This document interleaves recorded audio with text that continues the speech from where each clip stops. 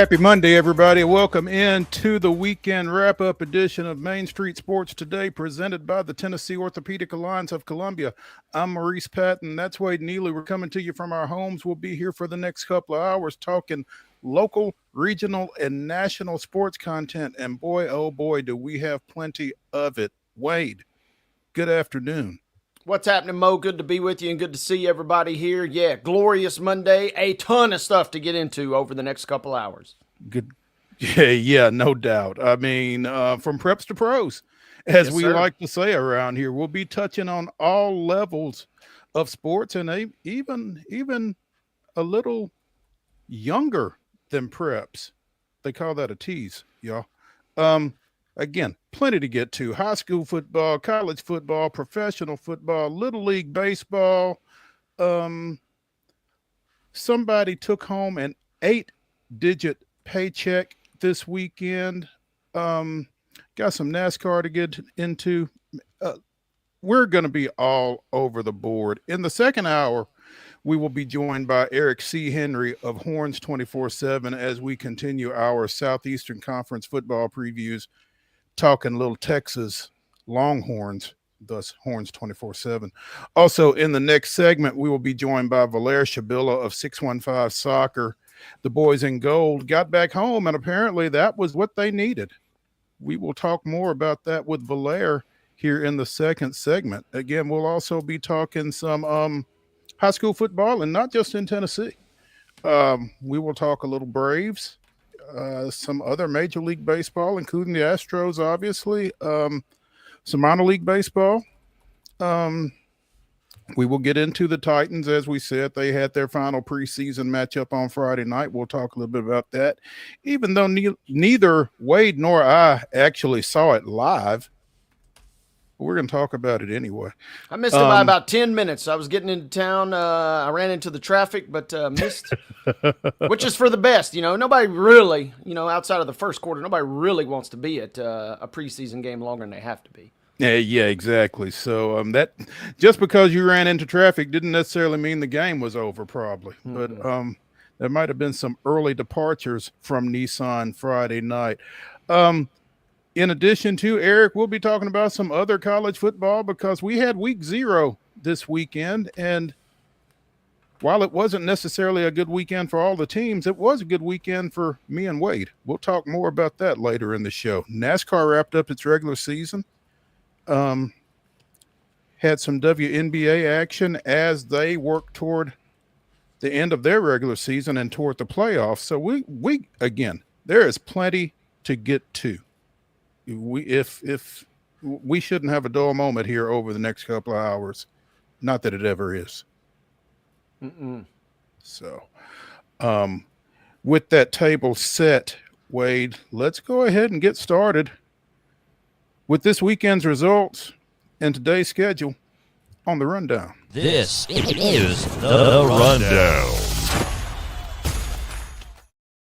Time to rip and run, boys and girls. The Monday Rundown is here, and each and every single Monday, our rundown is brought to you by the folks at Zion Christian Academy. ZCA offers a faith-based, Christ-centered education right here in Murray County, so give them a call today.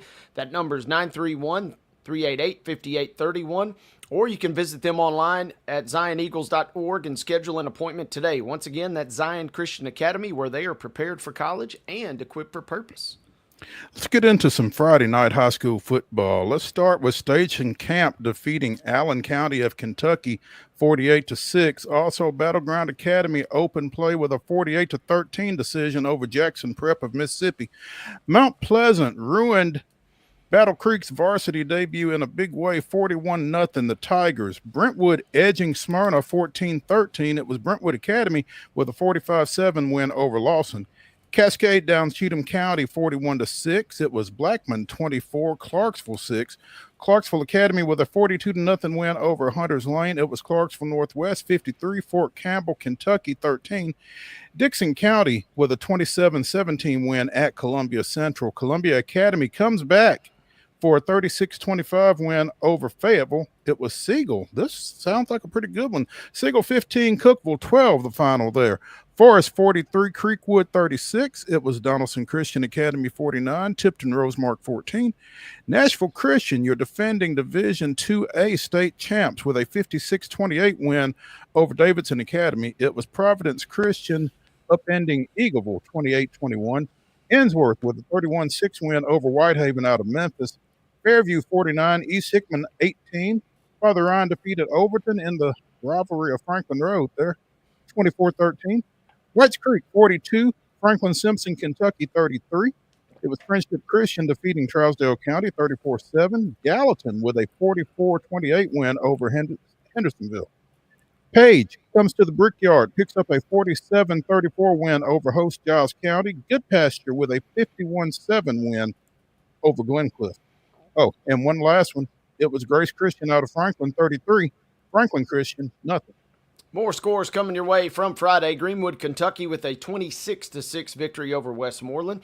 Hickman County running wild on Harpeth 39-14. Kenwood all over Hillsboro on Friday night, 20-6 your final there. Hopkinsville, Kentucky defeating Stratford 49-13. Houston County picking up a 43-6 win versus Stewart County. Joe Burns topping Mount Juliet 42-7. It was Franklin 20, Laverne nothing. Pope John Paul II defeating Lakeway Christian 34-27. Lawrence County with a nice win, 35-14, versus Summertown. It was Lewis County 54, Zion Christian nothing. Liberty defeating Innovation Academy 45-13.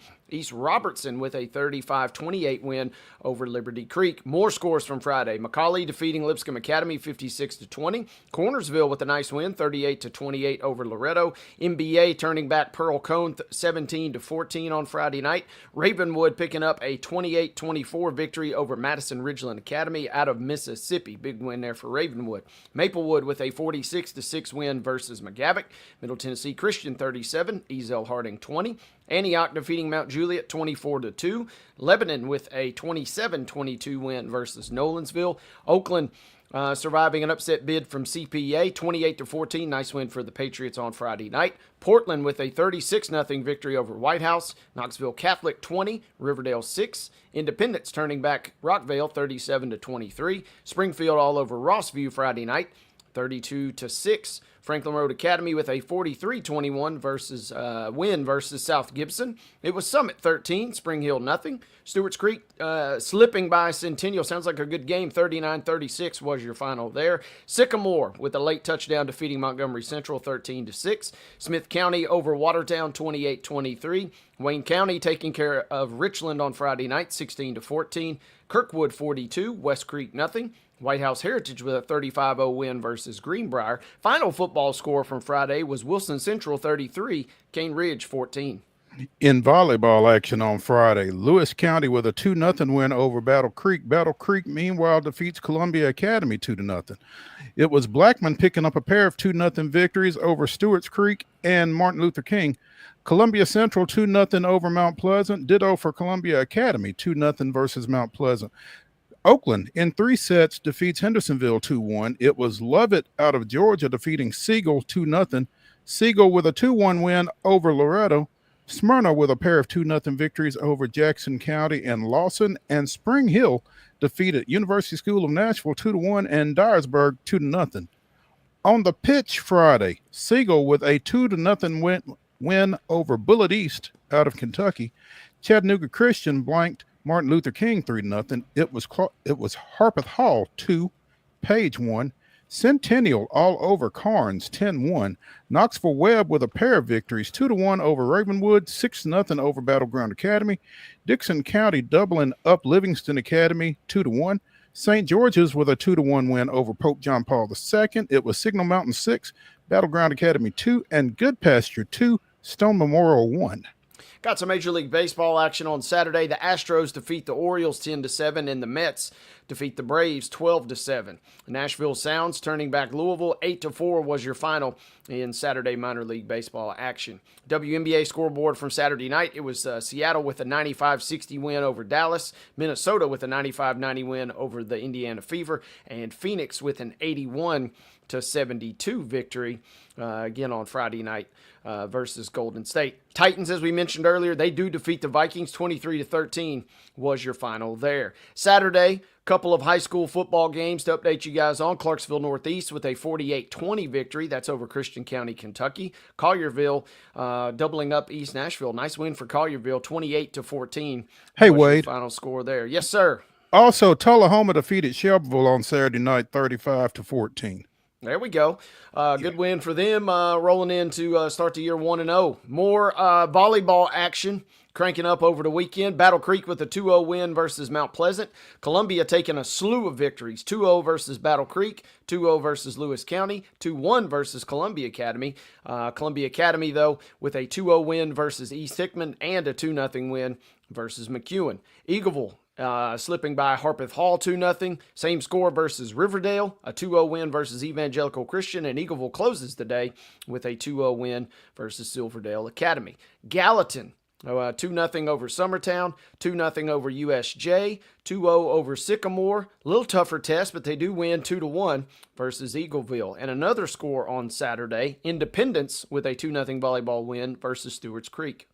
More from the hardwood on Saturday. Middle Tennessee Christian running roughshod. 2-0 over Gallatin, 2-0 over Silverdale, 2-0 over Summertown, 2-0 over Gallatin again. 2-0 versus University School of Jackson, 2-0 versus Sycamore. It was Lewis County blanking Mount Pleasant 2-0. Oakland with a 2-0 win over Spring Hill. Green Hill defeating Oakland 2-1. Riverdale 2-0 over Summertown. Harpeth Hall 2, Riverdale nothing. Silverdale 2, Riverdale nothing. Riverdale with a 2-0 win over Evangelical Christian. It was Heritage 2, Siegel 1. North Oldham out of Kentucky with a 2-0 win over Siegel. Siegel downs East Hamilton 2-0. It was Smyrna 2, Rockvale nothing. Blackman 2, Smyrna 1. Stewart's Creek 2, Smyrna 1. Pope John Paul with a 2-0 win over Spring Hill. Stewart's Creek also 2-0 over Spring Hill. And Battle Creek with a 2-0 win over Zion Christian. In girls soccer on Saturday, Bearden defeating Hendersonville 2-0. Concord Christian with a 5-0 win over Goodpasture. Dixon County defeated Corbin of Kentucky 5-0. Dobbins Bennett 7, Centennial 2. Simon Kenton out of Kentucky with a 2-0 win over Harpeth Hall. It was Lexington Catholic of Kentucky 5, Martin Luther King nothing. Mount Juliet with a pair of shutout victories, 1-0 over Frederick Douglass of Lexington, Kentucky, and 2-0 over Brentwood Academy. Also, Assumption of Kentucky with a 2-0 win over JP2. It was Rockvale edging Davies County of Kentucky 1-0. Sevier County 2, Goodpasture nothing. Assumption again and Stewart's Creek played a scoreless draw. It's West Jessamine, Kentucky, and Stewart's Creek winding up 1-1, and Rockvale defeating Tennessee High 4-1. Mo, you mentioned that Shelbyville game earlier. That made me think. One score we wanted to pass along from the Friday night scoreboard. Shout out to Eddie Cunningham and the Lincoln County Falcons. They defeated Marshall County 21-20 on Friday night. Shelbyville and Marshall County getting ready to tangle in this week, too. Back to the scores, ladies and gentlemen. From Saturday, it was the Astros defeating the Orioles 9-8, and the Mets defeating the Braves 9-2. Louisville flipping the script on Nashville in a big way on Saturday, 13-4 was your final there. WNBA action, Atlanta taking care of the Liberty 78-62. The Aces defeating the Mystics 91-81. The Connecticut Sun defeating the Chicago Sky 94-84. Hold your jokes on the score when those two teams hit the floor, ladies and gentlemen. MLS, we'll talk about it later. Big win for NSC on Saturday night. 5-1 was your final, running wild on Orlando City. Speaking of soccer, that takes us into Sunday. Got some scores to give you guys from the prep level as Harpeth Hall defeats Greenwood, Kentucky 3-2. It was McCracken County with a 3-0 win versus Martin Luther King. Bartlett and Mount Juliet battled to a 2-2 draw. Ray County defeating Centennial 4-0. Shelbyville 2, Dixon County 1. It was Hendersonville 3, Signal Mountain 1. Stewart's Creek with a 2-1 victory versus Pope John Paul II. And West defeating Rockvale on Sunday morning 2-0 was your final. From Major League Baseball of local interest, local as in me and Wade's interest, a couple of one-run results on Sunday. Baltimore defeating Houston 3-2. Atlanta defeating the visiting Mets 4-3 and preventing the sweep by the visiting Mets in that one. More later. Louisville wraps up the series out at First Horizon Park with a 5-2 win over the Nashville Sounds. In WNBA action, the Seattle Storm edge the Washington Mystics 84-82. Golden State with a 90-81 win over Dallas, and Minnesota defeats the Fever 97-84. Down in Atlanta, the PGA Tour Championship at East Lake. Wade and Taylor Zarzor talked a little bit about this over the weekend. Taylor got to see his boy Tommy Fleetwood cash a $10 million check, winning that tournament 15 under for the week. 3 strokes ahead of the field. Congrats to Tommy Fleetwood. We'll be talking more about that one later in the show. Today's schedule: volleyball, high school, 4:30. Spring Hill travels to Franklin, taking on Grace Christian. It's actually Leapers Fork. Zion Christian is at Riverside Christian. That's a 5 o'clock start. At 6, Battle Creek is at Columbia Academy. Also at 6, Rockvale goes to Eagleville. Short trip for the Rockets on Salem Highway in Rutherford County. Hampshire goes to East Hickman. That's also a 6 o'clock start, as is Culleoka at Mount Pleasant. Finally, Columbia Central travels to Murfreesboro Central. That, again, is a 6 o'clock start. Got girls soccer on the schedule tonight. A couple of games to tell you about. One beginning at 6 p.m. as Hillsboro will travel to Green Hill. At 6:30, Lawrence County will be battling at Spring Hill this evening. At 7 p.m., Culleoka will make the trip to Battle Creek. Major League Baseball tonight at 5:40. You can see it on FanDuel Sports South. The Braves and the Marlins will get it on in an NL East brouhaha there. WNBA slate tonight. 2 games on the docket. Connecticut will be at New York at 6 p.m. and at 7 p.m. it'll be the Aces at the Sky. That game will be shown on NBA TV. Ladies and gentlemen, that concludes today's schedule. That were your weekend results, and that is your Monday Rundown.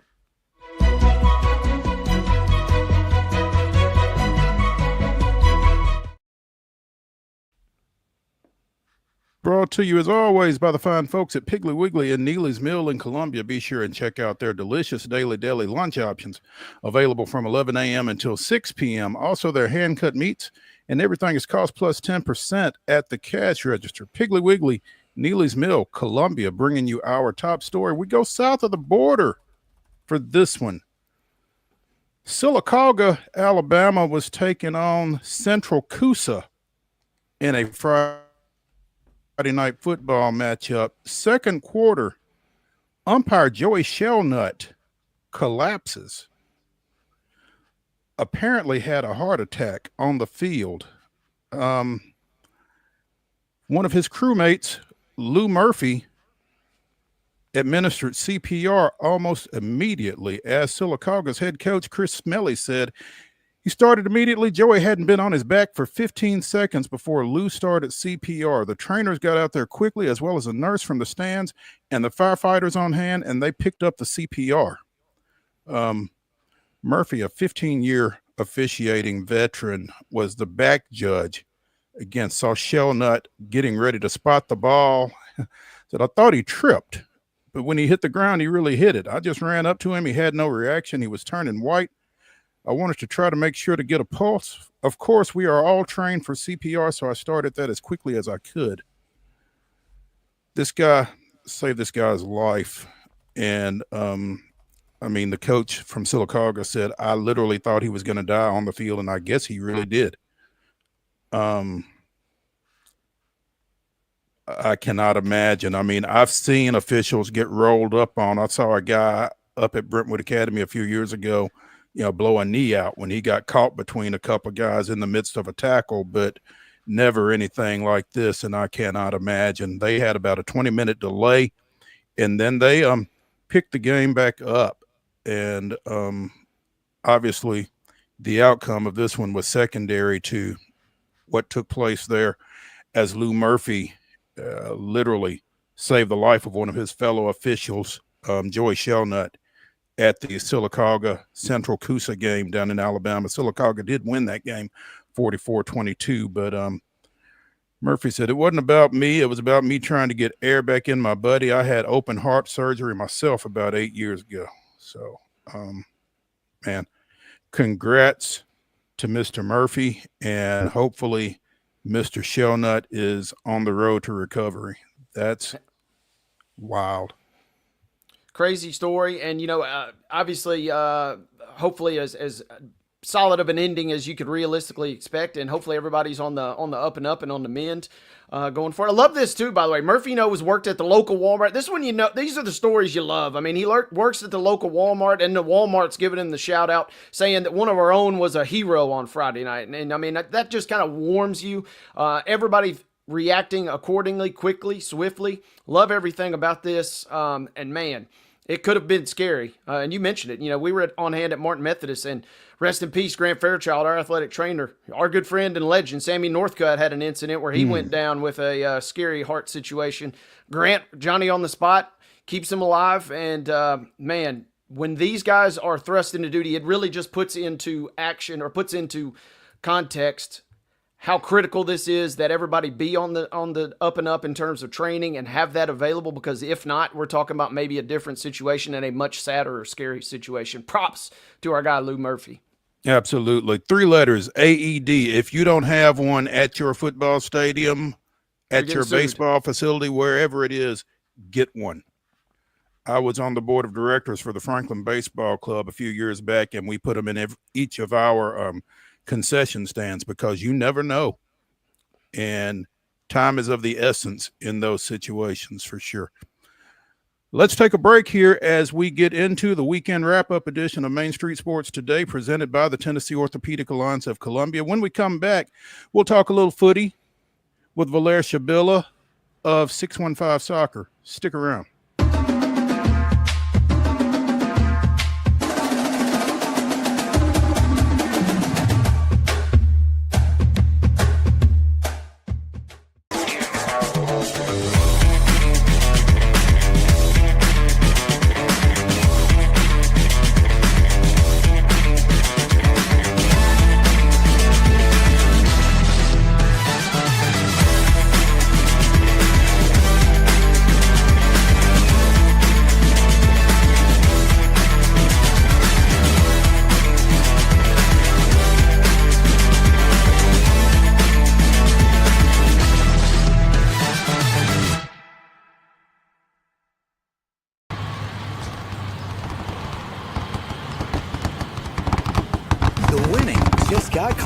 All new Sportsbook, the latest gaming machines, live horse racing, and more. The Mid Gaming Hall, Kentucky Downs. Winning just got closer.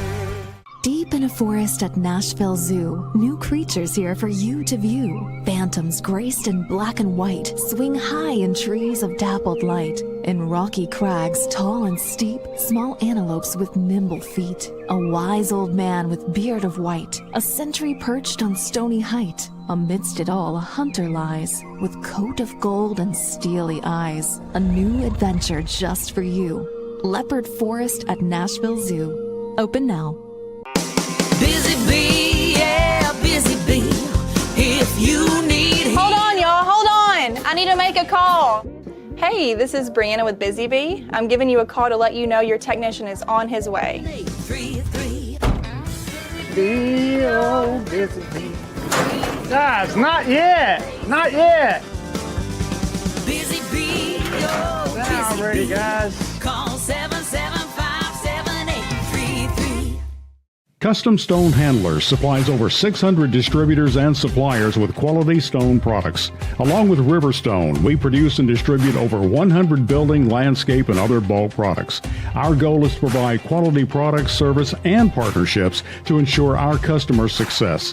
We firmly believe the measure of any person or company is how you treat other people and customers. Give them a call at 931-490-4990 or visit CustomStoneHandlers.com.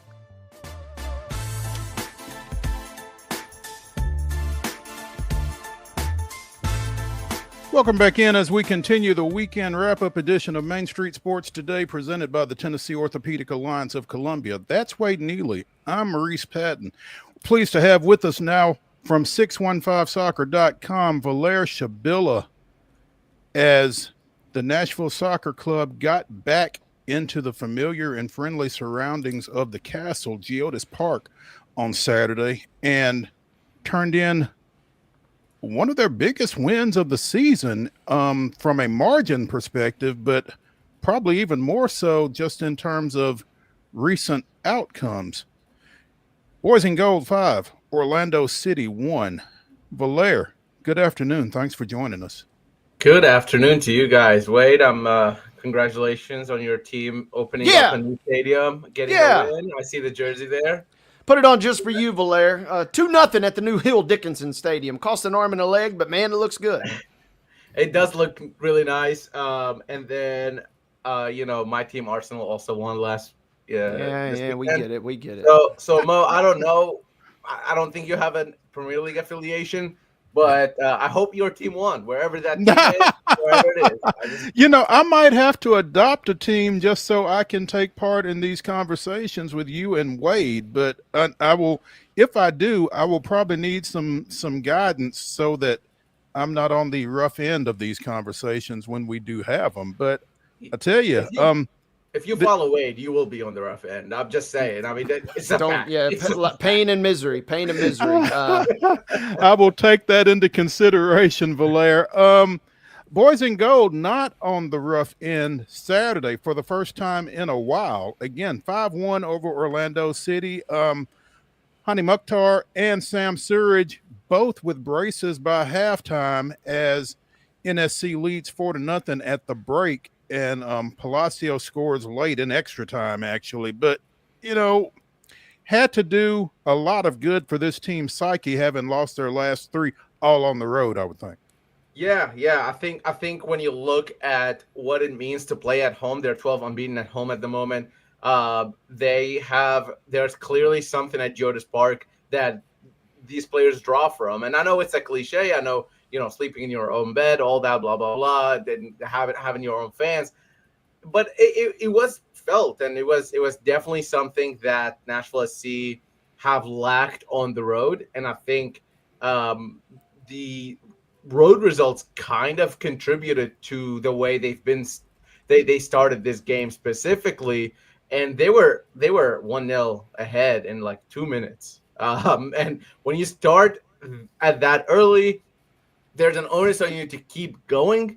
And I think that was one of the big differentiator between what happened this game and what has been happening, because they started really well against St. Louis. They started really well against NYCFC, both away from home, and they didn't get what they needed out of that. And even against NYCFC, they took the lead and then just weren't able to build off of that. So being able to score that first goal and building off it, not taking your foot off the gas, I know it sounds easy, but that was something that really, really, I think, pushed them towards that. And I think those marginal sort of wins, those marginal points that got them over the hump were accomplished by playing at home, playing against a really, really good crowd. I think over 28,000 people were there, a loud and engaged crowd. And how could they not be? I mean, 5 goals, you have a Golden Boot leader who's ahead of Messi at the moment.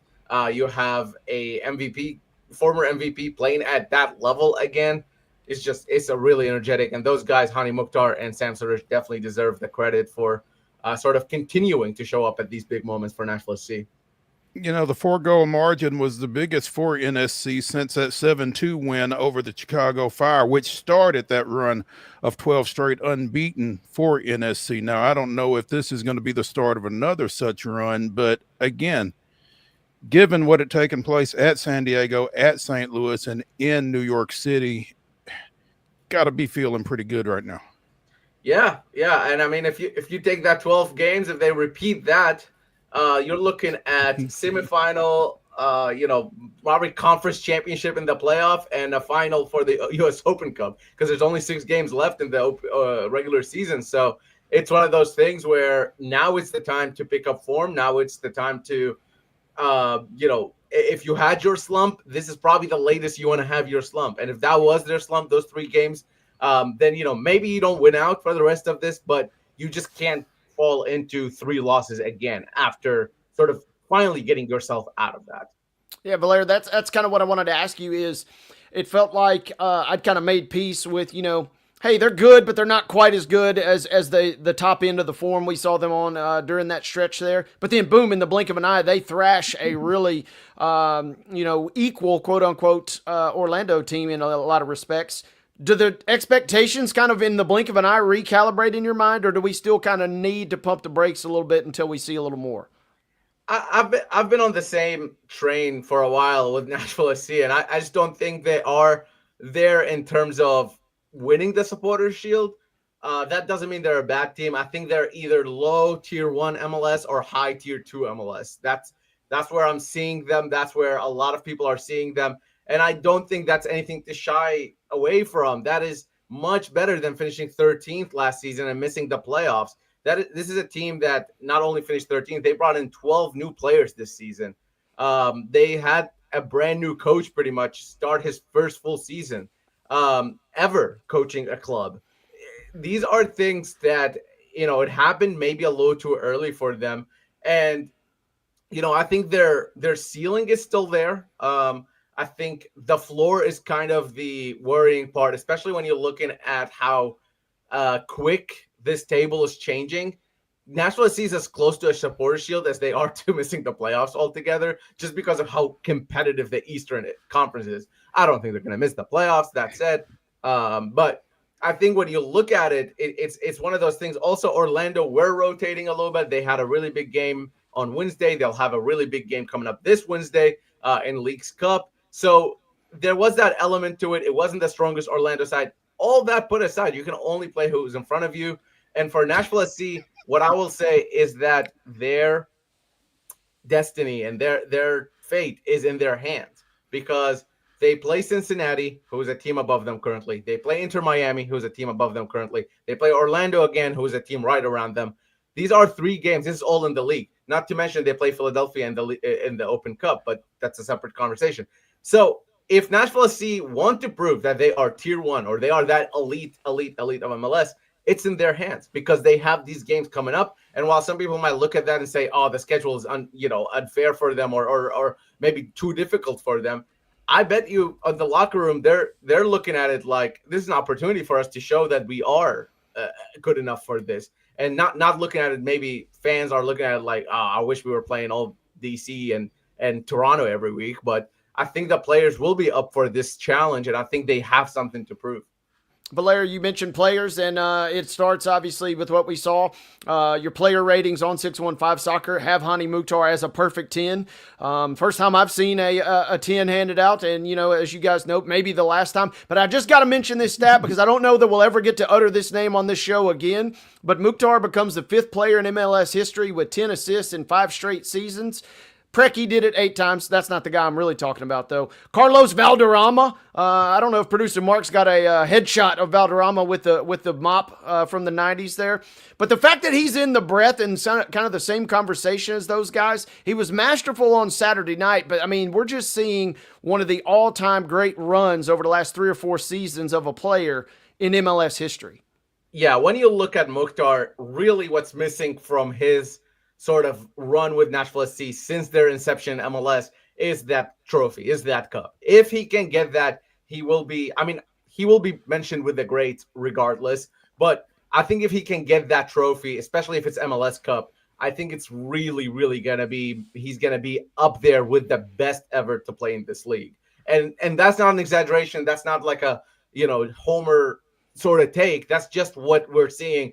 If only just the numbers. But you look at a guy who carried this team 4 seasons in a row. Now, fans are like, oh, it's just Hani Mukhtar and Sam Surridge scoring. Well, the only other time Nashville SC has been good has just been Hani Mukhtar. So having 2 already is an improvement. And, that's something that every time we talk to Nashville SC GM, Mike Jacobs, he talked about, when the goals come and the team is performing, it's not going to matter who's scoring them. It's gonna be beneficial for everybody involved, and that's really something that we've seen is that when Sam Surridge is that good, it makes Hani Mukhtar even better, right? And when Hani Mukhtar is that good, vice versa. But really, for Hani Mukhtar to be within those players that you mentioned, and not only that, just what he has given to this city, to this league, to this team. Is up there with the legends. And honestly, again, I think of Diego Valeri from Portland Timbers. If anybody, has watched MLS, I really think Mukhtar has a similar sort of trajectory. Valeri does have that that cup, though. He does have that trophy with him, and I think if Mukhtar gets that trophy again, I think he's hungry for it. He still probably has another 2 years at this level, which is crazy to say. So, I think if he gets that trophy, he'll definitely be one of the best to ever do it in MLS. Valair Shabilla of 615soccer.com joining us here on Main Street Sports today, presented by the Tennessee Orthopedic Alliance of Columbia. Valair, Tyler Boyd dressed Saturday, did not get on the pitch. Where is he? I guess it's good that you can win without him at this point. You can take as much time with that knee situation as you need to, but do we expect to see him? I was seeing his name on the bench first and foremost was a really good sign. And I was really thinking, if Nashville's 2-0 up towards the end of the game, they might put him on. They were 4-0 up and they didn't put him on. So I don't know. I think part of it maybe played into how annoyed Orlando were. Every time Nashville play Orlando, there's a little bit of hostility. These two teams do not seem to like each other a whole lot. It's really Orlando and NYCFC. Those are the two teams that Nashville often has some scruff for some reason or another. Orlando, there have been a lot of high-stake games. I think that's why, playoffs, Open Cup games, stuff like that, elimination games. And maybe that's what we always say is missing from the sort of Nashville-Atlanta rivalry, right? It's like there are no high-stake games happening. There was one Open Cup game a few years back, and that's it. Every time they play, one team is way worse than the other, like it's happening this weekend, which I know we'll get to. So I'll get back to Tyler Boyd. Tyler Boyd is recovering still. I think him making the bench means he is ready to play. I don't think BJ Callahan would put him in the bench if he didn't believe he can put in at least a few minutes. He's recovering from a really, really long injury. He's been out for over, I want to say 14 months at this point. I mean, this is not playing a single professional game for 14 months is a lot. And that doesn't change the fact that he's one of the highest paid players who's not a designated player in this squad. He's one of the senior players, somebody who really, had a lot of expectations on him when he first signed for Nashville SC. Maybe Nashville SC squad has moved a little bit, but he's still under contract. And I do think he'll play a small part this season. I don't see him as a game changer this season.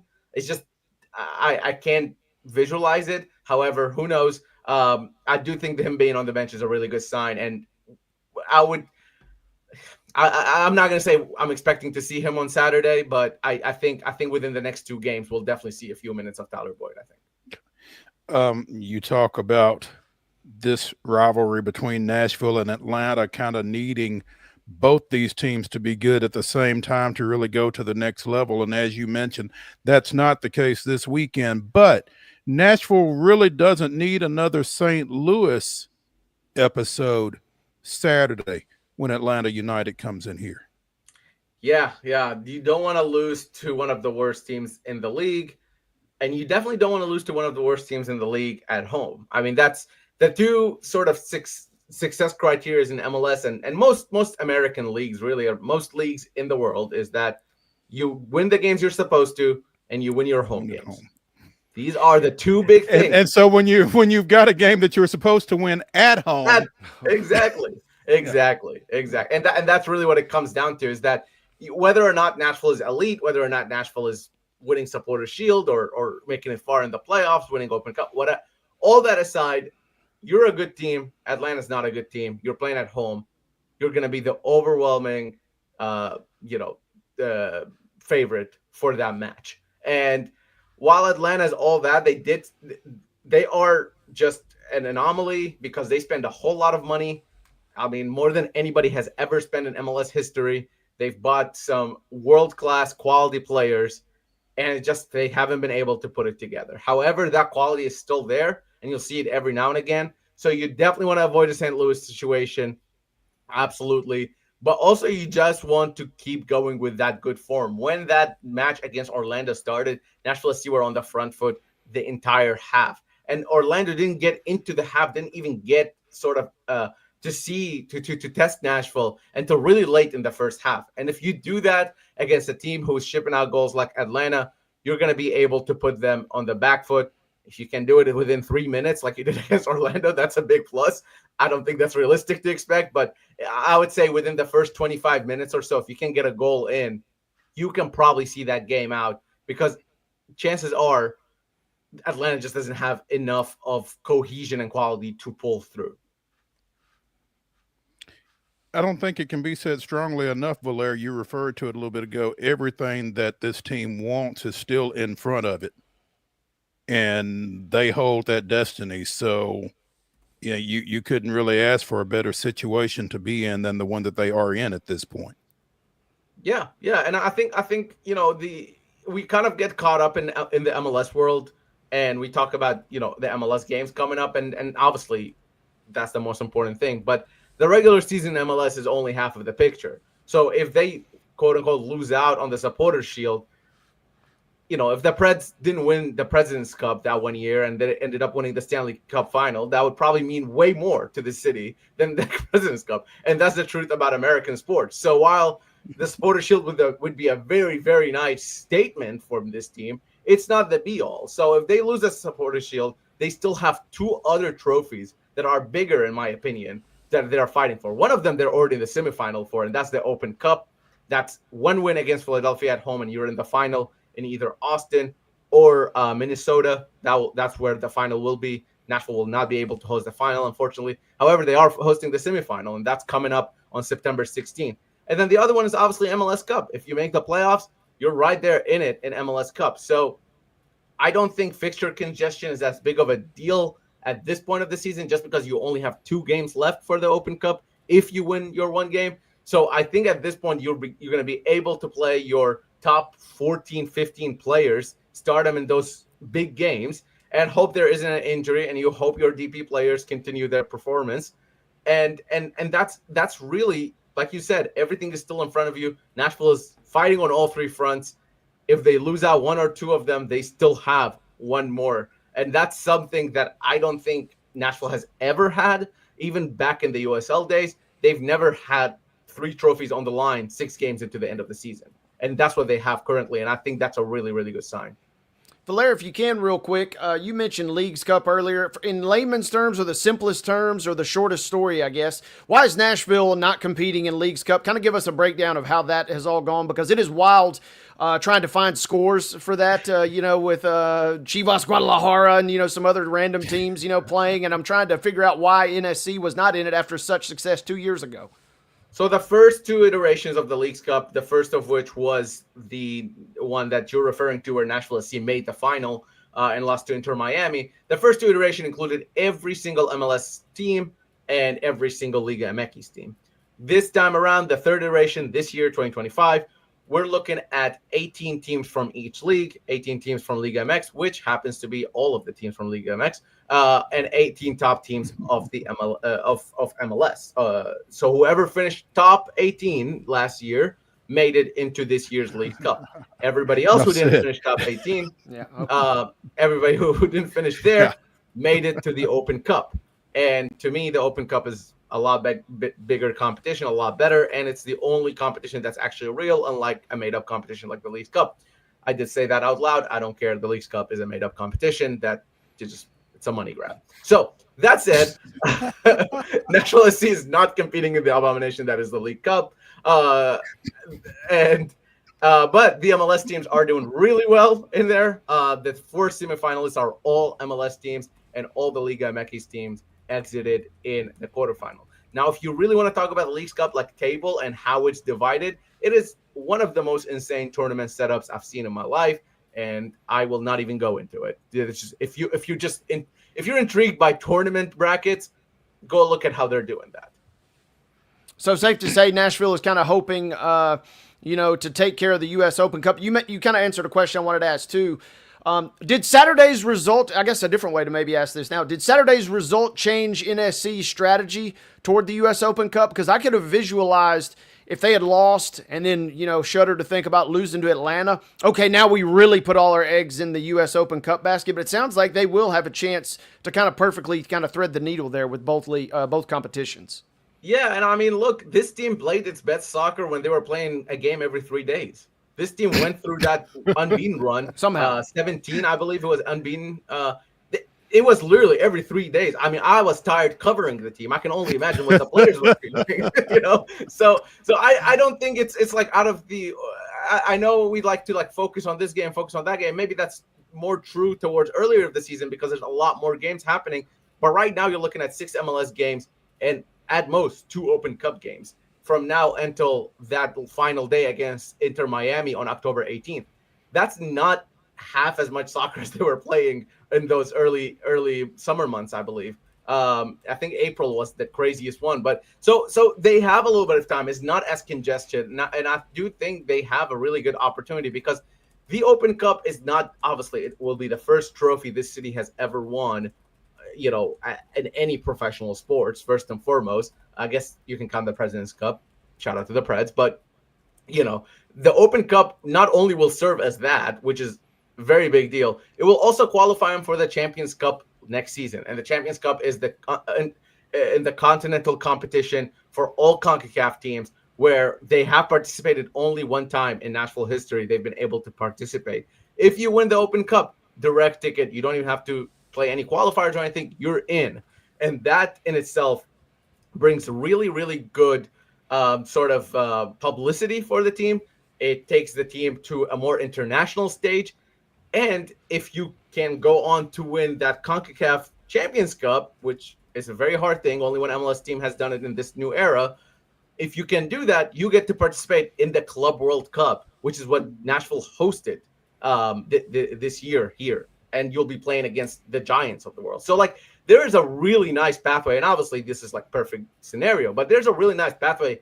And that starts at the Open Cup. That's where it starts. And without that, you can't really make it. Because in the league play, you're not guaranteed a Champions Cup spot. But if you win the cup, you are guaranteed a Champions Cup spot.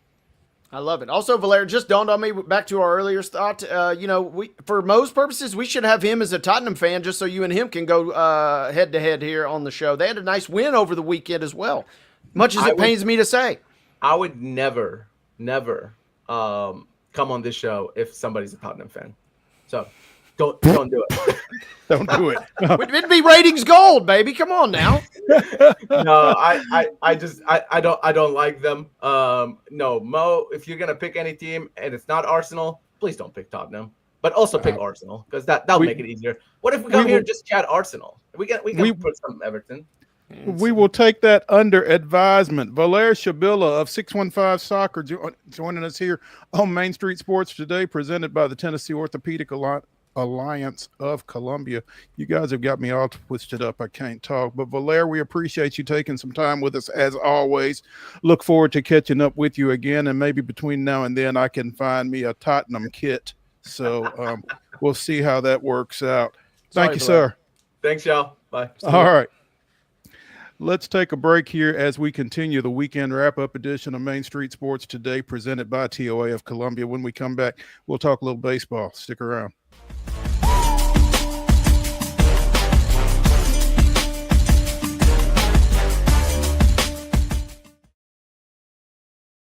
They walk among us, but at 240 miles per hour, they become something more.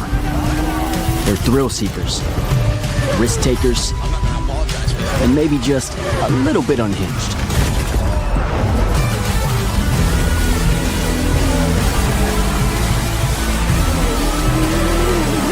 Buckle up. This new era of speed, this racing revolution, it's just getting started. Columbia Power and Water Systems is dedicated to bringing our customers reliable local service. Whether you're turning on a light switch, your faucet, or streaming on TV, our dedicated team members from here in Murray County work every day to keep you on. If you need us, call us 931-388-4833 or visit cpws.com. CPWS, local service, local support.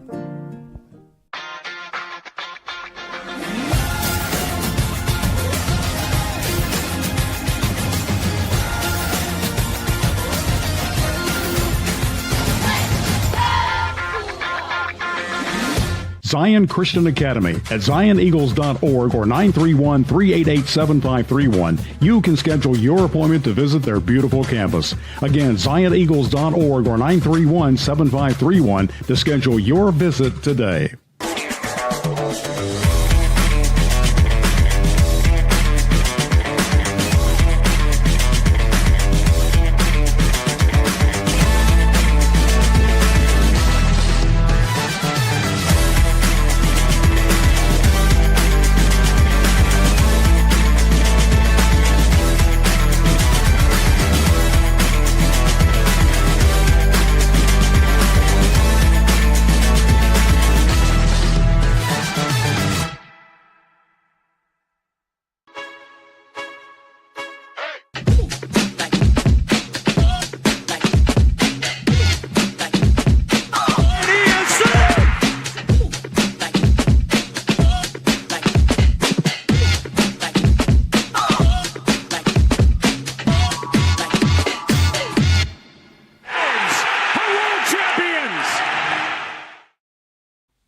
August 25th, 1936, against host St. Louis, the Boston Bees hit 7 doubles and scored 11 runs in the first inning, finishing the game with 10 two-baggers and a 20-3 runaway victory. Gene Moore led the way with 3 doubles and a 5-for-7 performance for the Bees, who played under that nickname from 1936 into the opening weeks of the 1941 season before retaking their original moniker of the Braves. That was this day in Bees history. This weekend, the Atlanta Braves were trying to celebrate some of their history. It was the 30th anniversary of the World Series championship over the then Cleveland Indians, as we continue to talk about changing nicknames. The Mets didn't leave much room for celebration early on. Obviously, we talked about it during the rundown. 12-7 on Friday night, 9-2 on Saturday night. Dylan Lee was abominable, giving up 3 home runs in the 7th inning and forcing me to find alternate entertainment at that point. But 4-3 victory yesterday, came back from a 2-0 deficit. Sean Murphy, who had been in the throes of a slump with a 2-run base hit to tie the game. Jurickson Profar hit a high Gregory Saul into shallow center field. They had no business swinging at, but I'm glad he did.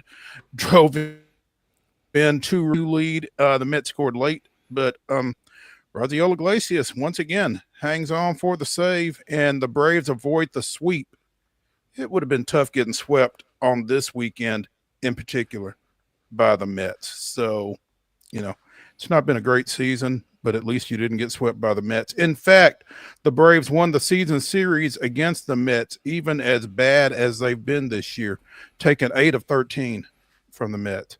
Kind of like UT and Kentucky in football. Oof. Even as bad as the Braves are, they still on the Mets.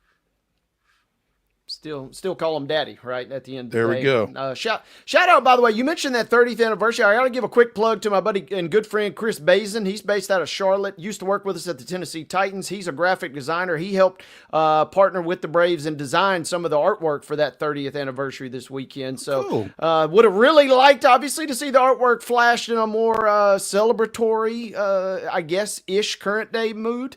But for now, we'll just have to live on the past a little bit. But a cool event. Yeah, and you're right. You would have hopefully liked to have come out of there with some, like I said, at some point, and this weekend was our first instance, you really just kind of got to settle into the facts. You just got to kind of put your hands together and settle in to be spoiler for the rest of the year. Would have been nice to further inflict a little pain on the Mets. Had to settle for just 1 out of 3. But, could be worse, and you still got more opportunities to kind of strike on some other unsuspecting franchises as the season continues. Yeah, you do, and you really do have to kind of embrace that spoiler role, because at 59-71 now, as they go into Miami tonight, the Braves have to play if my Franklin High math serves correctly, they have to go 22-10 the rest of the way to get to 500. They've not won 22 of 32 games at any point this season, and I don't know that math is mathing for them this time around. But again, if you can throw a monkey wrench into some other folks' plans, then you got to embrace that. And let's start with Miami tonight. The Marlins 2 games up on the Braves in the standings. 8 games under 500 are the Marlins. Spencer Strider, who was bumped from his start this weekend against the Mets, will get the ball tonight. 5-11 with a 5.24 ERA. Edwin Cabrera 6-7 with a 3.52 going for the Marlins. And again, not a whole lot for the Braves to play for at this point, other than to just be a thorn in the side of some other folks. So let's do that. Yeah, and the Marlins, they haven't had, obviously, they've had maybe, I don't know if anybody would really admit this, but they've had a pleasant little season in some regards. And they're sitting there in third place in the division.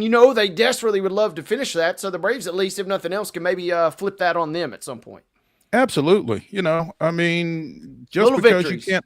Yeah, small victories, small steps. And that's kind of what we're relegated to at this point. So let's try to, again, kind of throw a monkey wrench into what the Marlins have got going on.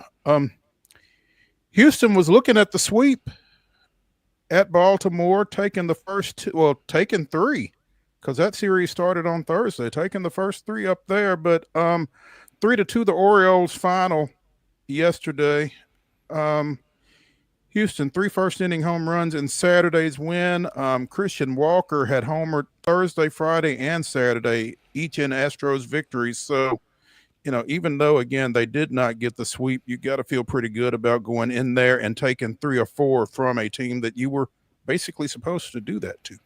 Yeah, and, talk about expectations. And, we talked about the Braves and obviously and theirs coming into the season.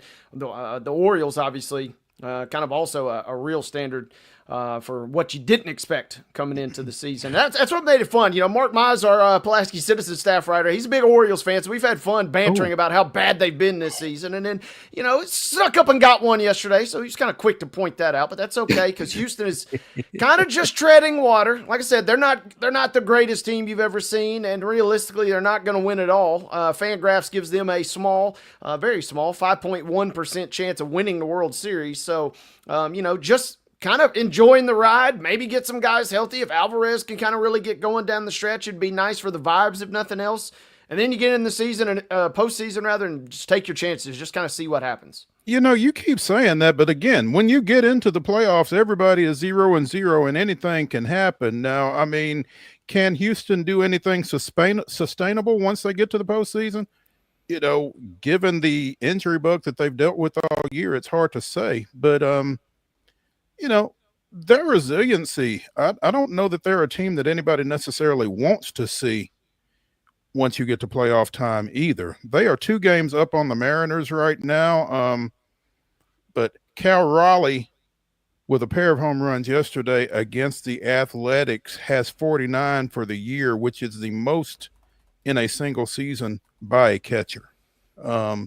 And I think one of the little side stories of this season will be just where he can put that number when it's all said and done.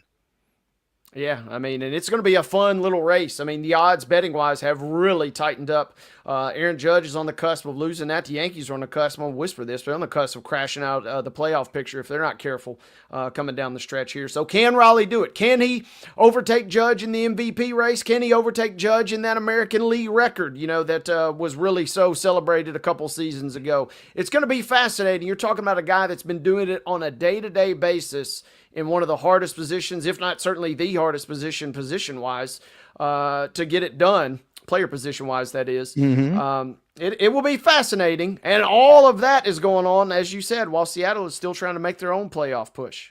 Yeah. Chad Patrick goes 5 1/3, strikes out 7 in his start for the Brewers, but the Brewers give it up late. Trevor McGill blows a save, takes a loss. San Francisco 4, Milwaukee 3. And speaking of ruined celebrations to some degree, the Brewers were honoring the late Bob Uecker yesterday.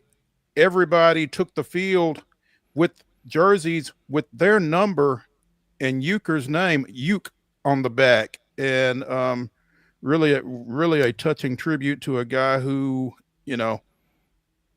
not from a talent standpoint, but was kind of the face of Milwaukee baseball for a long time for what he did from the booth as much as anything. They renamed the press box in his honor this weekend. And the only thing that would have made it better would have been if the Brewers had won the series. They dropped 2 of 3 to the Giants, a rare drop. They still got the best record in baseball at 81-50, and they've got Arizona coming in this week.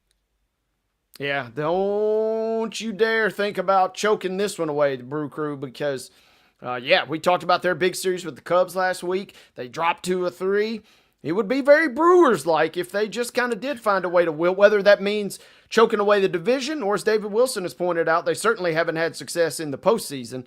So it will be fun. The Cubs are showing just enough of a pulse in the last 10 days or so to maybe think about sneaking back in this thing. It's going to be fun, but it does feel like it'll be Milwaukee's own self-inflicted wounds if they do end up kind of crashing into the postseason rather than rocketing into it. Yeah, you do feel like the Cubs would have to have some help if that happens. But the Cubs did sweep the Angels this week, and they trail Milwaukee by 5 in the NL Central at this point. San Diego took 2 of 3 from the Dodgers, missed out on the sweep when the Dodgers won 8-2 yesterday. But the NL West is in a flat-footed tie, both the Padres and the Dodgers at 74-57 with that outcome this weekend. Yeah, and last time I believe that they're going to meet this season too, so it is off to the races down the stretch, a little sprint to the finish, as it were. Fangraphs has the Dodgers at 66% to win the division, but anything, that's going to be one of those divisions where if you have the right combination of results and you refresh that site tomorrow, it'll be 66% for the Padres. So, I mean, this is going to be a fun race. And kind of we were hoping, the Giants were certainly in that mix early in the year, and we were really hoping for a 3-team race. May only get 2, but man, oh man, could we get 2 of the best duking it out down the stretch. Without question. By far, that's the tightest division in baseball right now. Other than the AL West, everything else is looking like a foregone conclusion at this point. Toronto leading Boston by 5 in the AL East. Detroit up 10.5 on Kansas City. The Phillies up 7 on the Mets, but the Phillies are going to be without Zach Wheeler for the remainder of the season, having thoracic outlet syndrome surgery, shutting him down. So tough break for the Phillies there. And I say that in all seriousness, even as a Braves fan, you hate to see anybody get hurt. So we'll see how the Phillies wind it up, but they've got a little bit of a cushion to work with over there in the NL East. And again, the Brewers up 5 on Chicago. Here at First Horizon Park, the Sounds dropped yesterday's series finale against Louisville 5-2, but they did win the series 4-2. Louisville got out with a 13-4 win on Saturday, and yesterday's result. The Sounds and the rest of the International League are off today. They resume their homestand tomorrow night when Charlotte comes to First Horizon with former Giles County standout Ben Peoples. So keep an eye out for him and for the Giles County influx at First Horizon this week. Come on out. Yeah. Are you going out for Tito's Tail Wagon tomorrow? Not this one. We're making the next visit. They got a big event coming up on September 9th. We'll be there at that one, I do believe. So the pups are safe, from all the pets from our side of the family tomorrow. There we go. Let's take a break here as we conclude hour number 1 of the weekend wrap-up edition of Main Street Sports Today, presented by the Tennessee Orthopedic Alliance of Columbia. When we come back, we'll talk a little pro football. Stick around.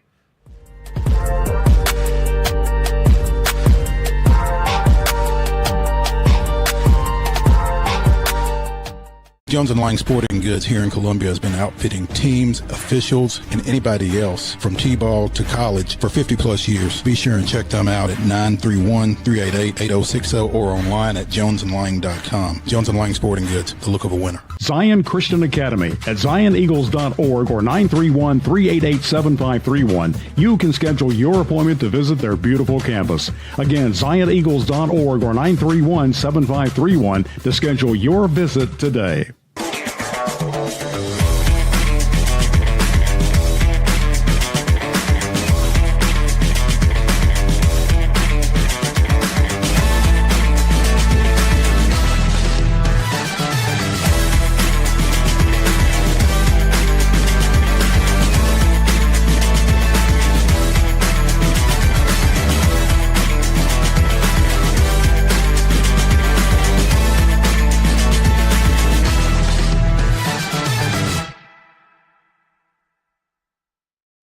Is your internet slowing you down? It's time for an upgrade. Whether you're at home, working from your home office, or at your business, it's time to unleash the speed you need with speeds up to 1 gig at CPWS for as low as $70 a month. Give us a call, 931-375-7777. Local service, local support, CPWS. Piggly Wiggly, located in Neely's Mill Shopping Center, is Columbia's locally owned and operated Cost Plus 10 grocery store dedicated to serving the community with low prices and smiling faces. Piggly Wiggly offers fresh, hand-cut meats daily as well as daily hot plate lunches from their deli counter. You're certain to see smiling faces and a helping hand when you're here at Piggly Wiggly. Come by and check out our fresh produce, high-quality meats, and more. Down home, down the street, we'll see you at the Pig.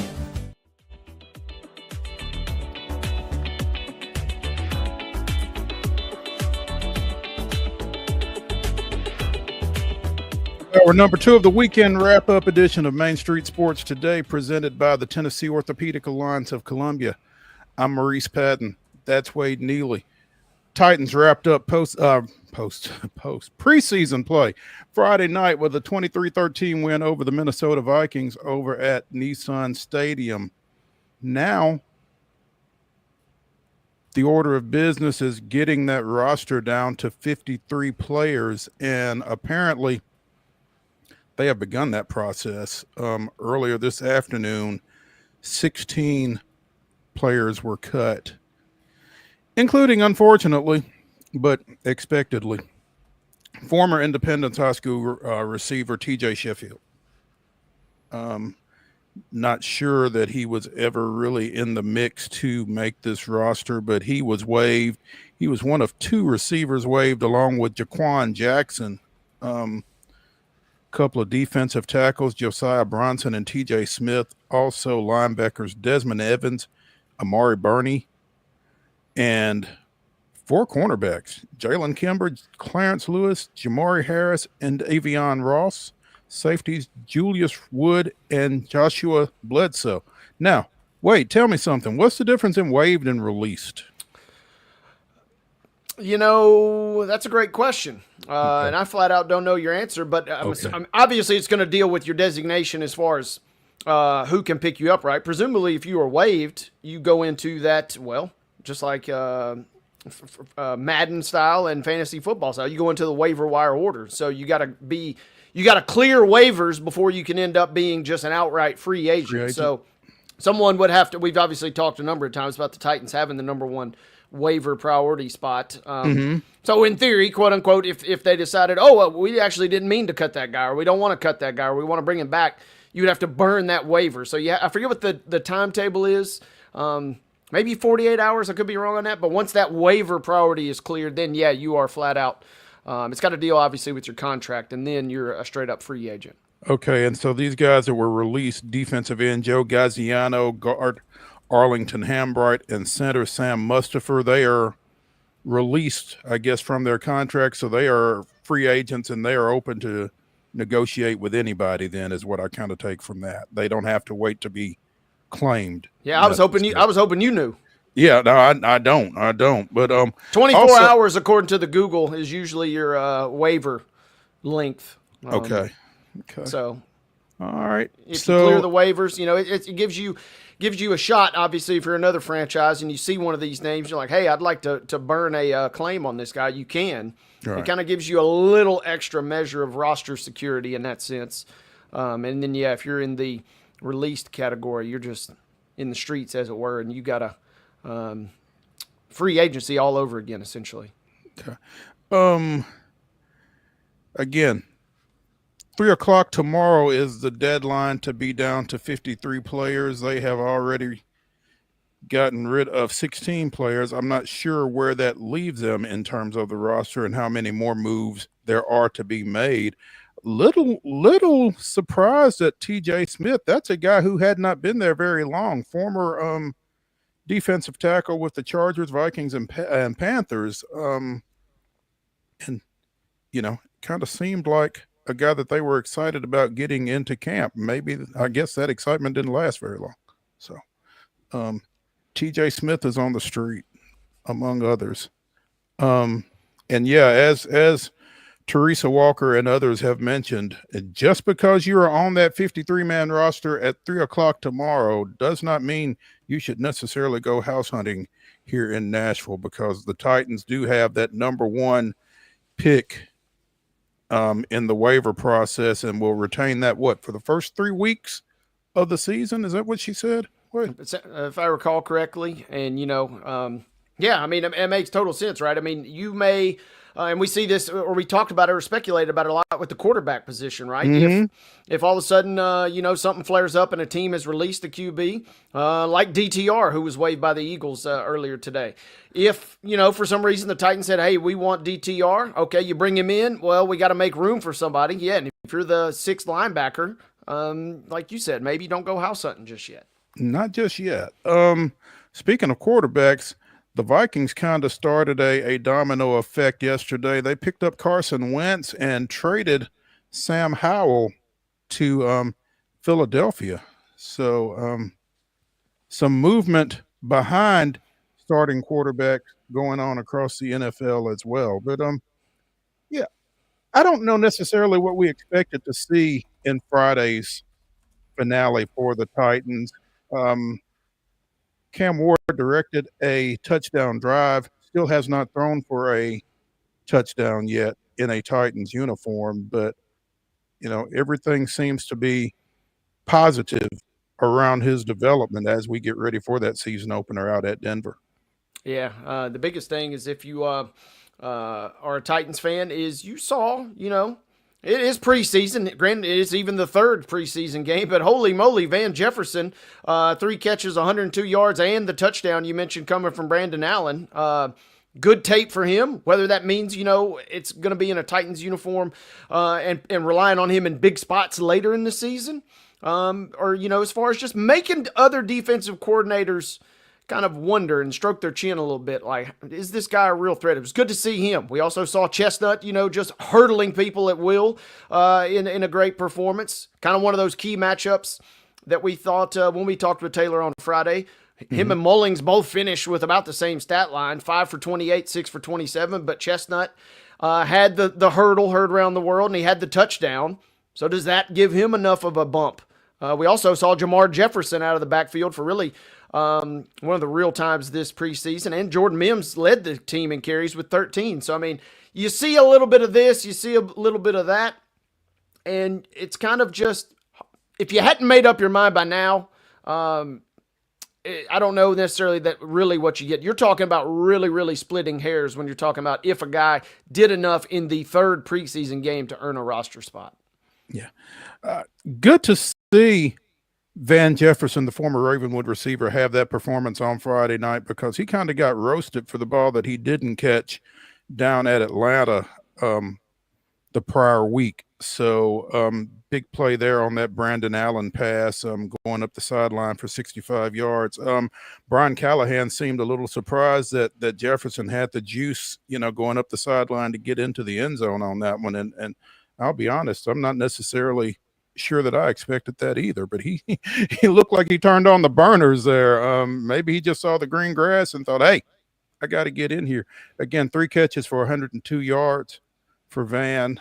And that's my point, right? I mean, no one really expects that, certainly not that stat line from this guy at this point in his career, but just having enough on tape, like I said, to keep, if you could keep a defensive coordinator awake for 15 extra minutes at night, you've kind of proved your value there. On the flip side, you mentioned it, quarterback shuffling, especially with the Vikings. We saw Brett Rippon at the end of the game. He's now a free agent. He was released shortly after that game Friday night too. So a lot of moving and shaking coming out of this game, and obviously a lot of moving and shaking still to be done in the next 24 hours, as you mentioned. We saw a 70-yard field goal from the Jaguars kicker a couple of weeks ago. Joey Sly didn't really come close to that. He hit a 63-yarder, though, against Minnesota, which would be 3 yards longer than the longest Nissan Stadium kick officially, which was hit by the late Rob Baronis, a 60-yarder back in 2006. But again, 63 also hit a 53-yarder and a 30-yarder in the 23-13 victory. So he was a little busy, but you got to like the leg. Yeah, I mean, maybe stash it. This might be a late draft pick or waiver wire pickup for your fantasy team here. When you could go out and bag 11 points, and depending on your league scoring, get you a couple bonus points for the long ones there. It's good to see Sly taking care of business. Yeah.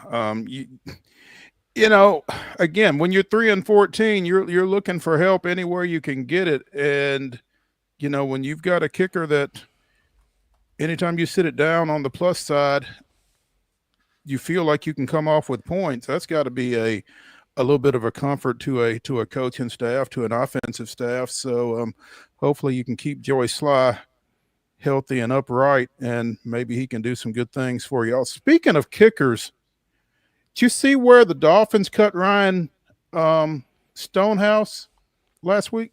He's gone.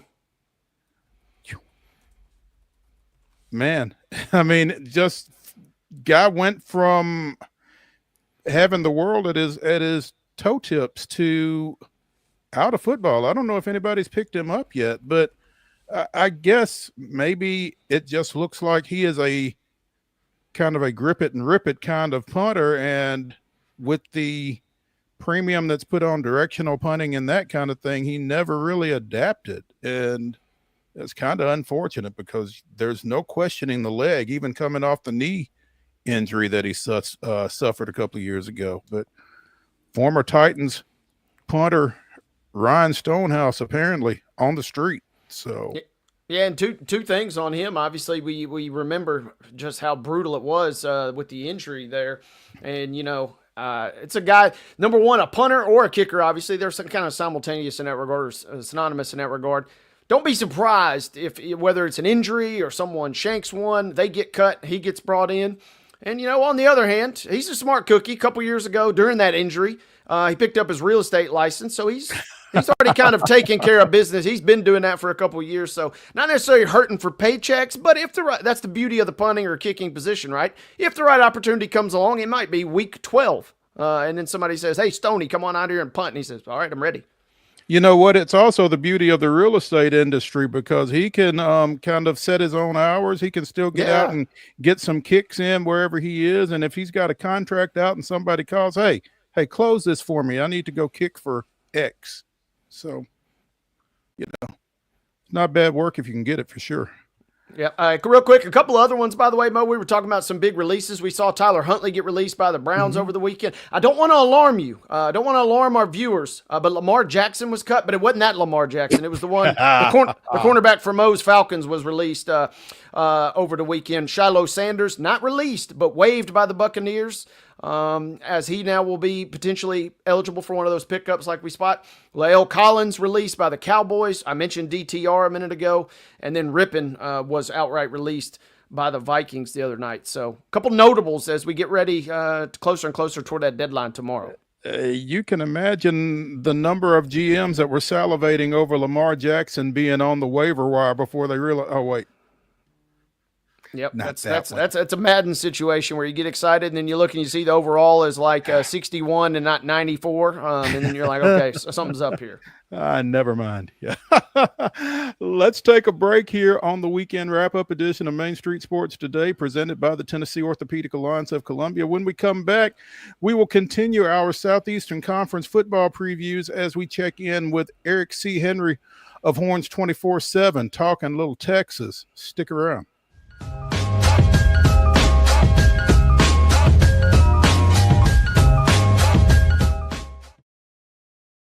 Deep in a forest at Nashville Zoo, new creatures here for you to view. Phantoms graced in black and white swing high in trees of dappled light. In rocky crags, tall and steep, small antelopes with nimble feet. A wise old man with beard of white, a sentry perched on stony height. Amidst it all, a hunter lies, with coat of gold and steely eyes. A new adventure just for you. Leopard Forest at Nashville Zoo. Open now. They walk among us, but at 240 miles per hour, they become something more. They're thrill seekers, risk takers, and maybe just a little bit unhinged.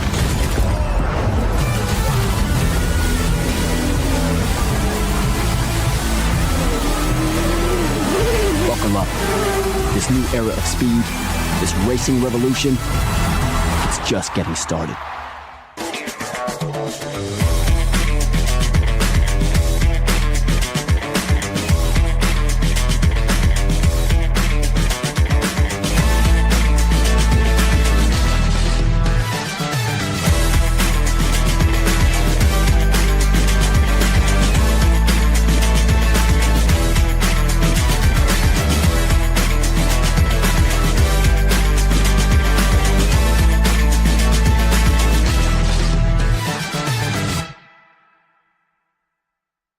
Jones & Lang Sporting Goods here in Columbia has been outfitting teams, officials, and anybody else from T-ball to college for 50-plus years. Be sure and check them out at 931-388-8060 or online at jonesandlang.com. Jones & Lang Sporting Goods, the look of a winner.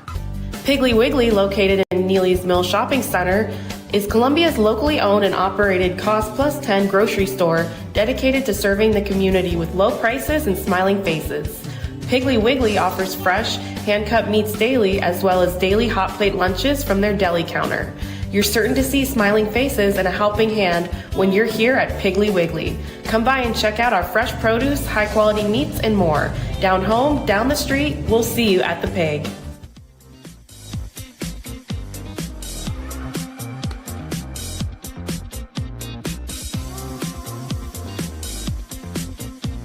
We continue with the weekend wrap-up edition of Main Street Sports today, presented by the Tennessee Orthopedic Alliance of Columbia.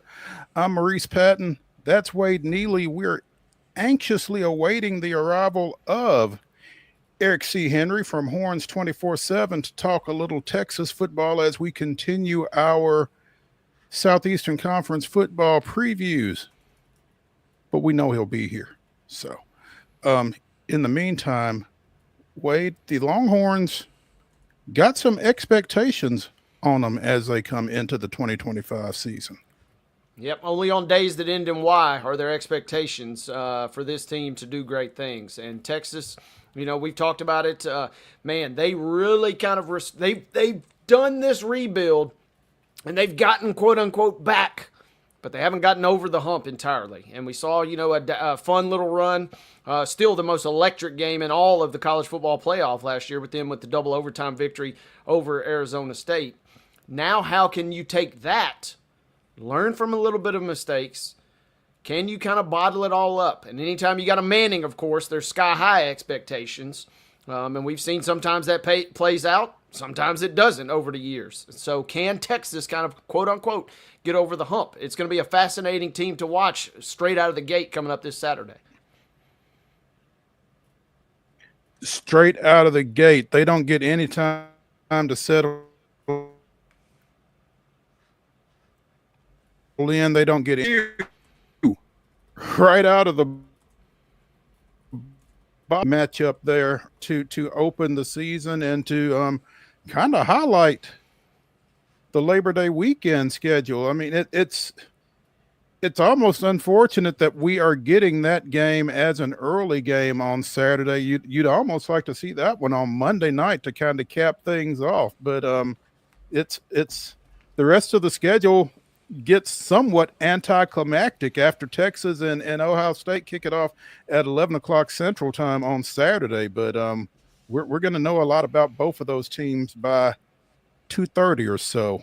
I'll say this: if you're a neutral fan, yes, everything you just said is correct. But if you're a fan of one of those two teams, I love having that early kickoff because if you win, you are just riding the highest of highs the rest of the day. You don't give a flip who wins, who loses the rest of the day. You can't tell me anything if you go into the shoe and get a win, and your day is done, so to speak, by 2:30. On the other hand, if your team loses, you got the rest of the season to kind of wallow in your sorrows. So why not just root? You have selective rooting interest going forward. You can root against all of your other enemies with even a little more vigor if your team has already stumbled out of the gate early in the day. So if I'm a fan of the team, I love the early kicks. Yeah, you will be rooting with vigor because misery does love company, is what you find in sports. And if your team loses that ball game, then you hate everybody. Mm-hmm. So that's a heck of a point.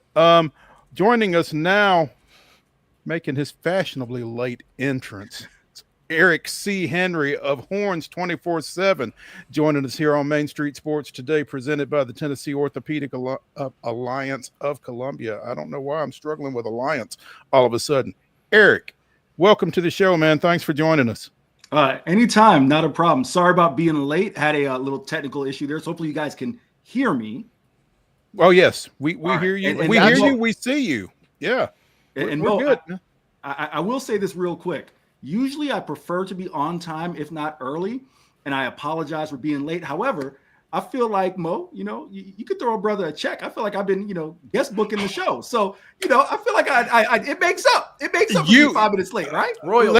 Let me say this. Eric C. Henry has been about the best booking agent that we have had on this show. It's like, Eric, can you hook me up with X? I got you.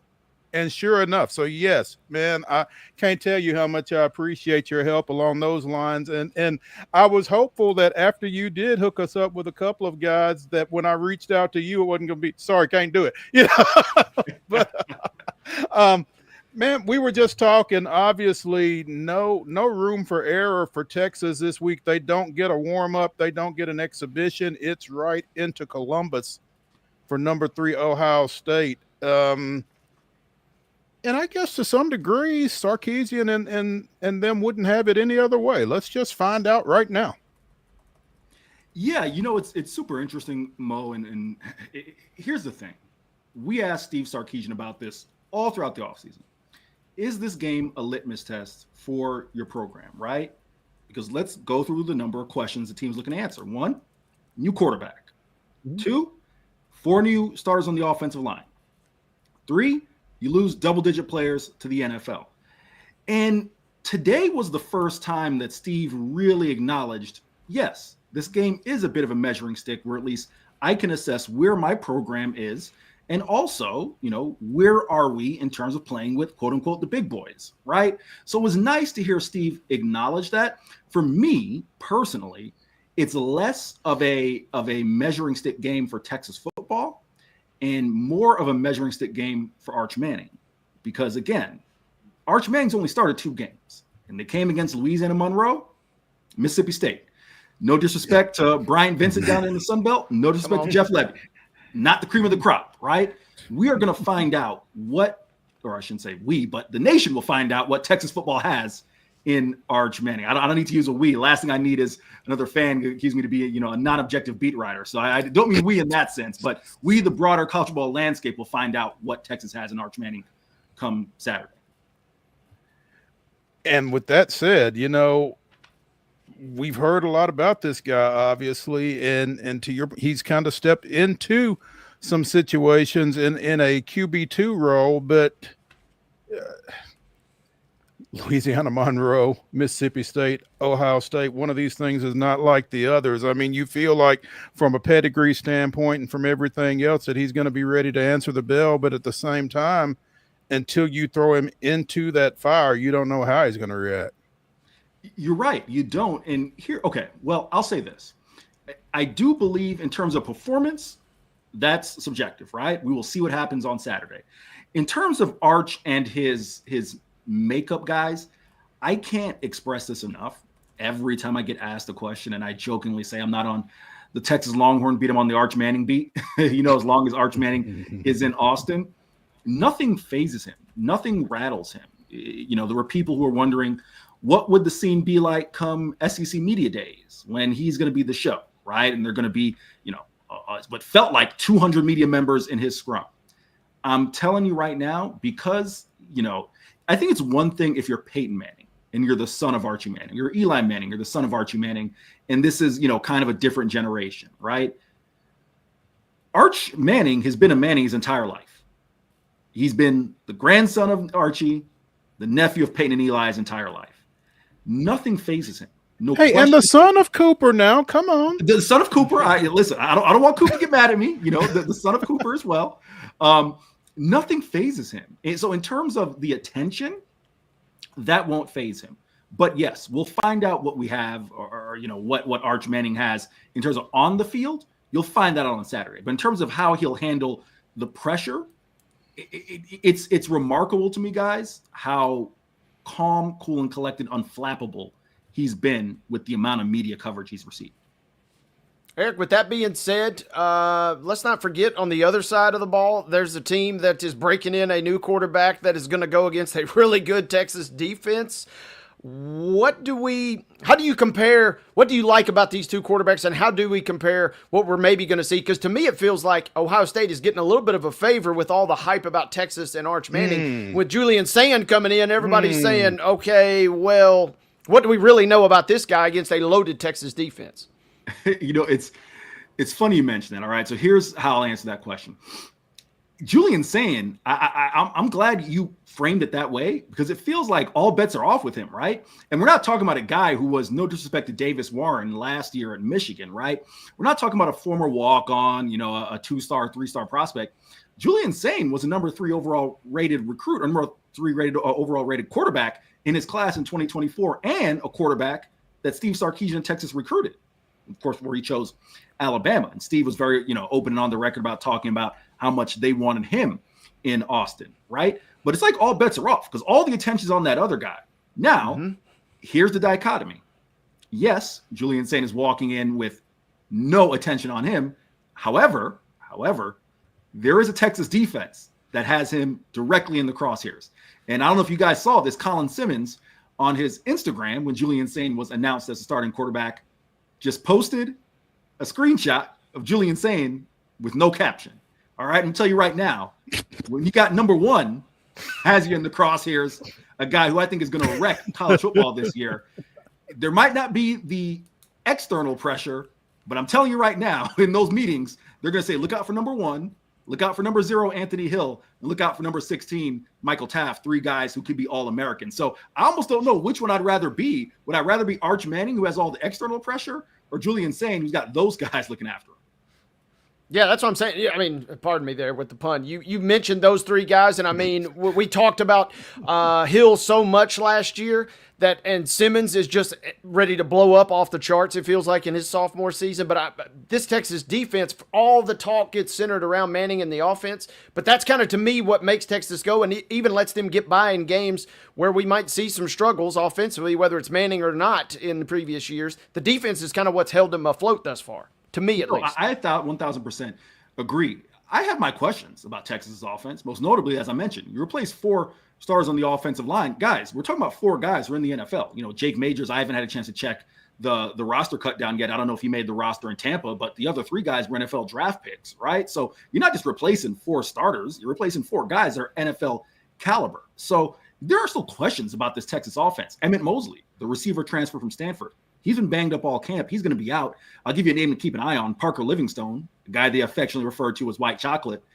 He's the real deal, okay? Keep an eye on him. 6'5", 200 pounds out of Lovejoy, Lucas Lovejoy, a burner down there. We were kind of joking, Michael Taft, joking about, he and Parker Livingstone both are the recipients of, the stereotypes. They don't get labeled as the fast guys, the athletic guys, they're the coaches on the field, right? But to bring it back to, Texas's defense, I see Mo cracking up there at that one. I appreciate I cracked you up there. Texas's defense is legit, guys, all right? I mean, I think this is a defense that we're talking about 2022, 2023 Georgia level in terms of can carry an offense. Regardless of how they're performing, this defense can stifle opponents and put points on the board as well. I have to interject, Eric, because part of the reason I cracked up is because in another life, I covered Vanderbilt football back in the mid-2000s, and they had a running back out of Texas, Jared Hawkins, who we refer to as White Lightning, and it got edited out of a game story. So going back to Arch for just a second, Eric, what is the approach in terms of, acknowledging the fact that this is his first start against advanced competition? How do you go about, trying to get his feet on the ground early on, or is it just damn the torpedoes full speed ahead? This is where I think it's super interesting, Mo. while Arch, of course, as we talked about, had those starts against Louisiana Monroe and Mississippi State, he played against Georgia. Notably, Quinn Ewers was, I guess you can't call it benched, but he was briefly replaced by Arch Manning in the first half of the regular season game. Arch Manning played against Texas A&M, against Georgia. He played in big-time games. So it's not like he hasn't been in those big-time environments, but of course, we all know very well there's a difference between coming in, in spot duty versus your QB1, you're the guy. Guys, again, I think it's a storyline to watch. I feel like I'm the only one in this market, and maybe there are other folks, and I'm just missing them, but I feel like I'm the only one in this market who's screaming from the rooftops. He's only had 2 starts, guys. We don't really know what we have. Again, he can answer all those questions on Saturday, right? And the Heisman campaign can take off. And boy, will it take off if Arch Manning plays well on Saturday, right? We won't hear the end of it. However, it's still a question to analyze and to look at. This guy has not played a ton of football since leaving Isidore Newman High School, in 2022, 2023, right? So it's a real question. And I'm interested to see, Mo, when you say, is it going to be full speed ahead? One of the things that Steve Sarkisian was candid about when he started him against Louisiana Monroe is that he didn't build in enough easy completions. He was trying to play to Archer's strengths, throw the ball downfield, and that's how you end up going 15 to 29, completing 52% of your passes versus against Mississippi State. You realize, okay, he's still a young kid. I probably should build in some easy completions, and he completed 70% of his passes the next week against Mississippi State. I'm interested. Obviously, Texas preseason #1, and once they get past Ohio State, then things ease up a little bit. San Jose State in Austin, UTEP in Austin, Sam Houston in Austin, which already has a loss to its credit. The Bearcats fall into Western Kentucky this weekend, and I hate saying that, but win or lose Saturday, things get a little easier for this Texas team. Things get a little easier for Arch. What's the importance of that for Arch, those next 3 games coming out of Columbus? I don't want to disrespect Sam Houston. Listen, if this were Sam Houston last year, a 10-win team, I'd at least, entertain it. San Jose State, they lost, the Triple Crown winner as far as receiving, and Nick Nash led FBS in receiving yards, receiving touchdowns. And of course, UTEP, I'm a big Scotty Walden guy, of course, having covered Conference USA, but UTEP, they're still a long way from being competitive in my mind in terms of a Texas. I don't know you can take anything from those 3 weeks, to be honest with you. And listen, that sounds wholly elitist, and I don't mean to, disparage those programs, but just Texas's defense alone is they're gonna stifle those 3 opponents and make life difficult for them. The offense will have an easy day at work. They can put up 17 points, walk out with the victory, right? I don't know if you can glean anything outside of, staying healthy for Arch and this Texas team, quite frankly. I think the next time you really will be able to tell, all right, this is another measuring stick type game, is the next week when they go to the Swamp. Because I'm a big believer in DJ Lagway. I think they are going to be legit. And I think that could be, guys, both teams could walk into the Swamp undefeated at night. That'd be the biggest home game at UF in a long time. Yeah. And you give Billy Napier that kind of cushion right there, and there's no telling what happens when Texas goes in. So that could be an interesting matchup once we get to October. Eric Henry of Horns 24/7 joining us here on Main Street Sports Today, presented by the Tennessee Orthopedic Alliance of Columbia, as we continue our SEC football previews. Again, #1 in the country in the preseason, had to survive Arizona State last year in the playoffs. Is it national championship or bust? And if so, is that fair? There's no doubt it's national championship appearance or bust, and that's for me.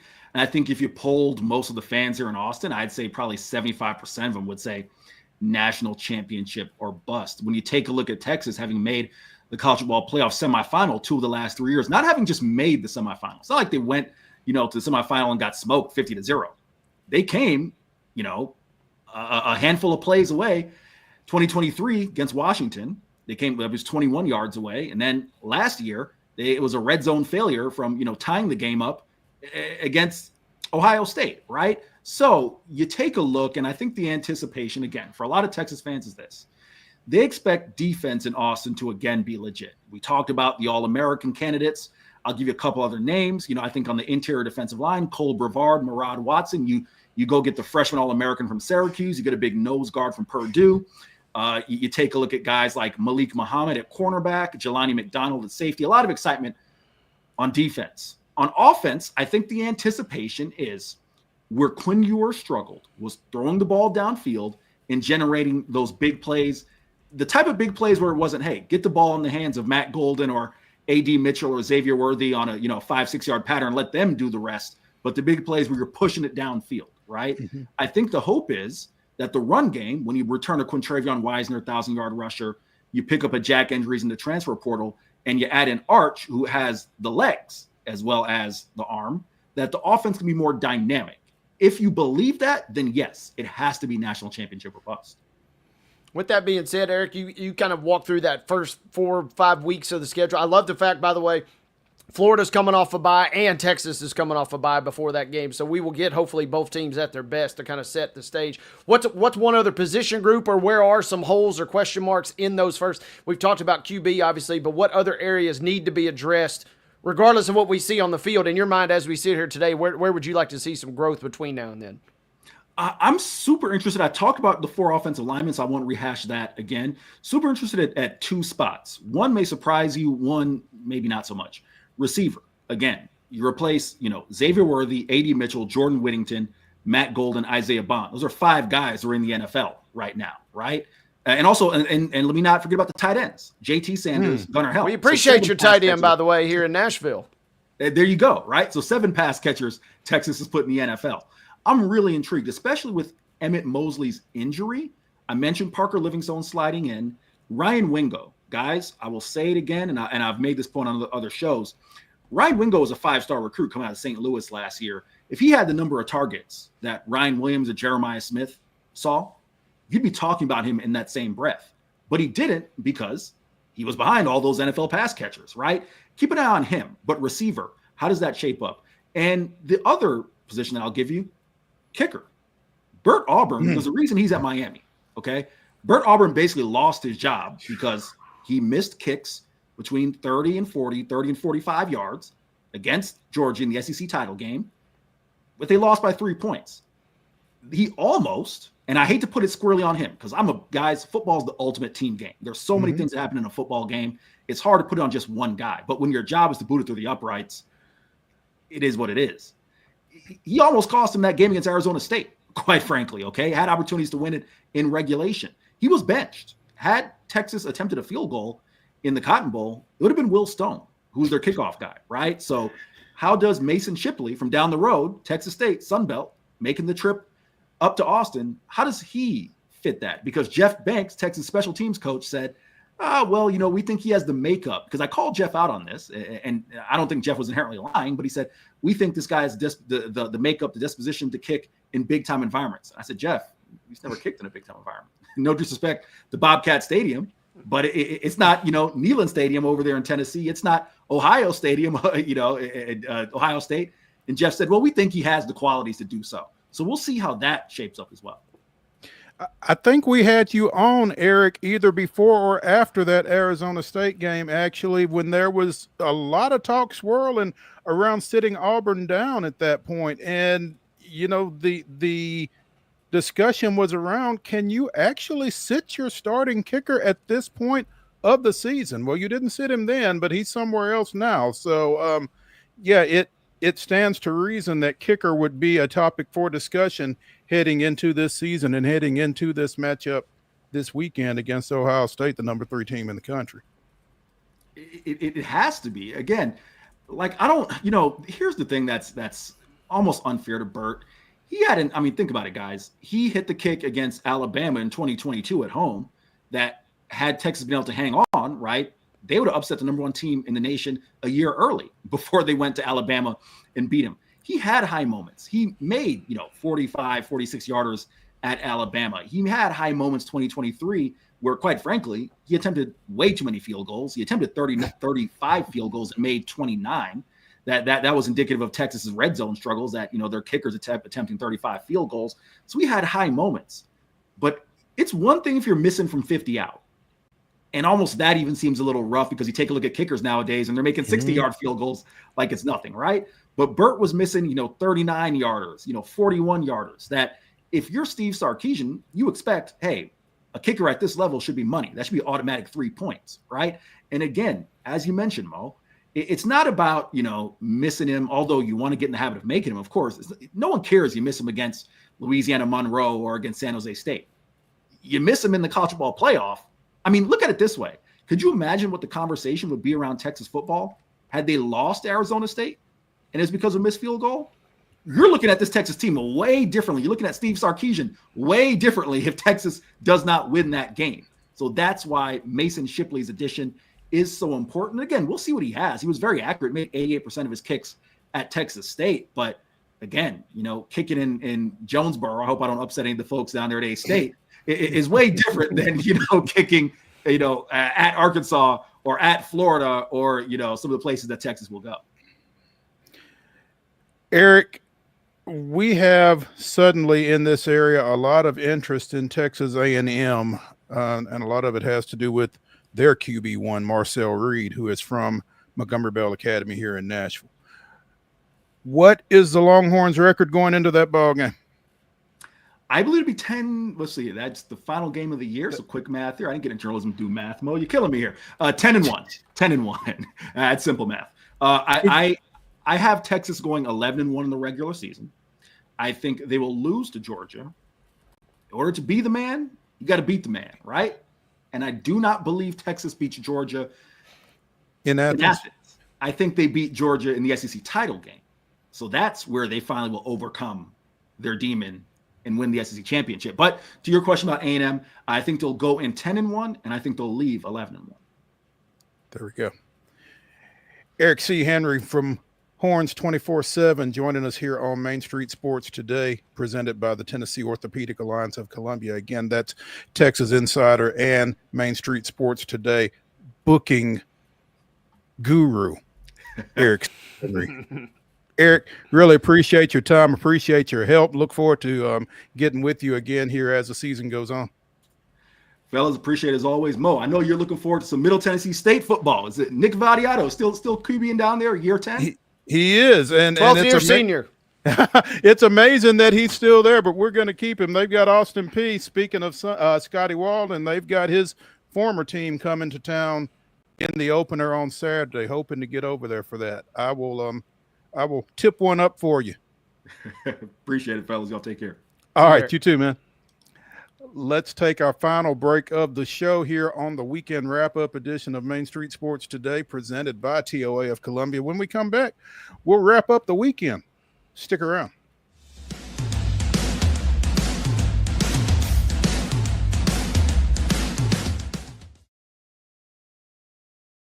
Being in Tennessee, we wanted to try to keep it as local as possible, so we have an entire section of our menu that is just dedicated to local whiskeys like Uncle Nearest, Jack Daniels, of course, George Dickel, Nelson Brothers, Greenbrier Whiskey, and all of our taps are all local.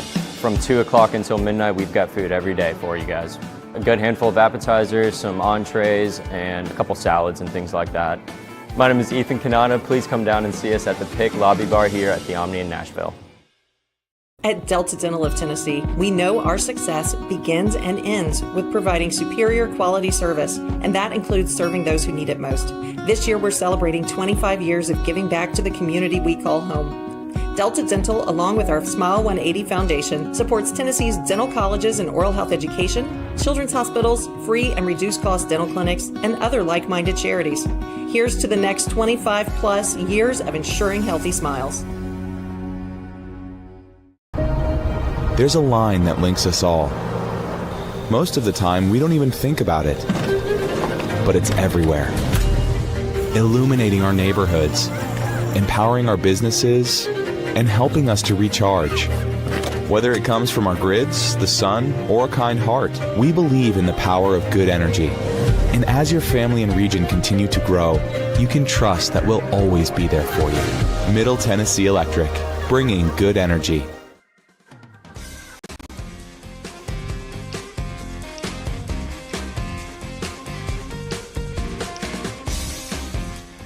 It is the final segment of the weekend wrap-up edition of Main Street Sports Today, presented by the Tennessee Orthopedic Alliance of Columbia.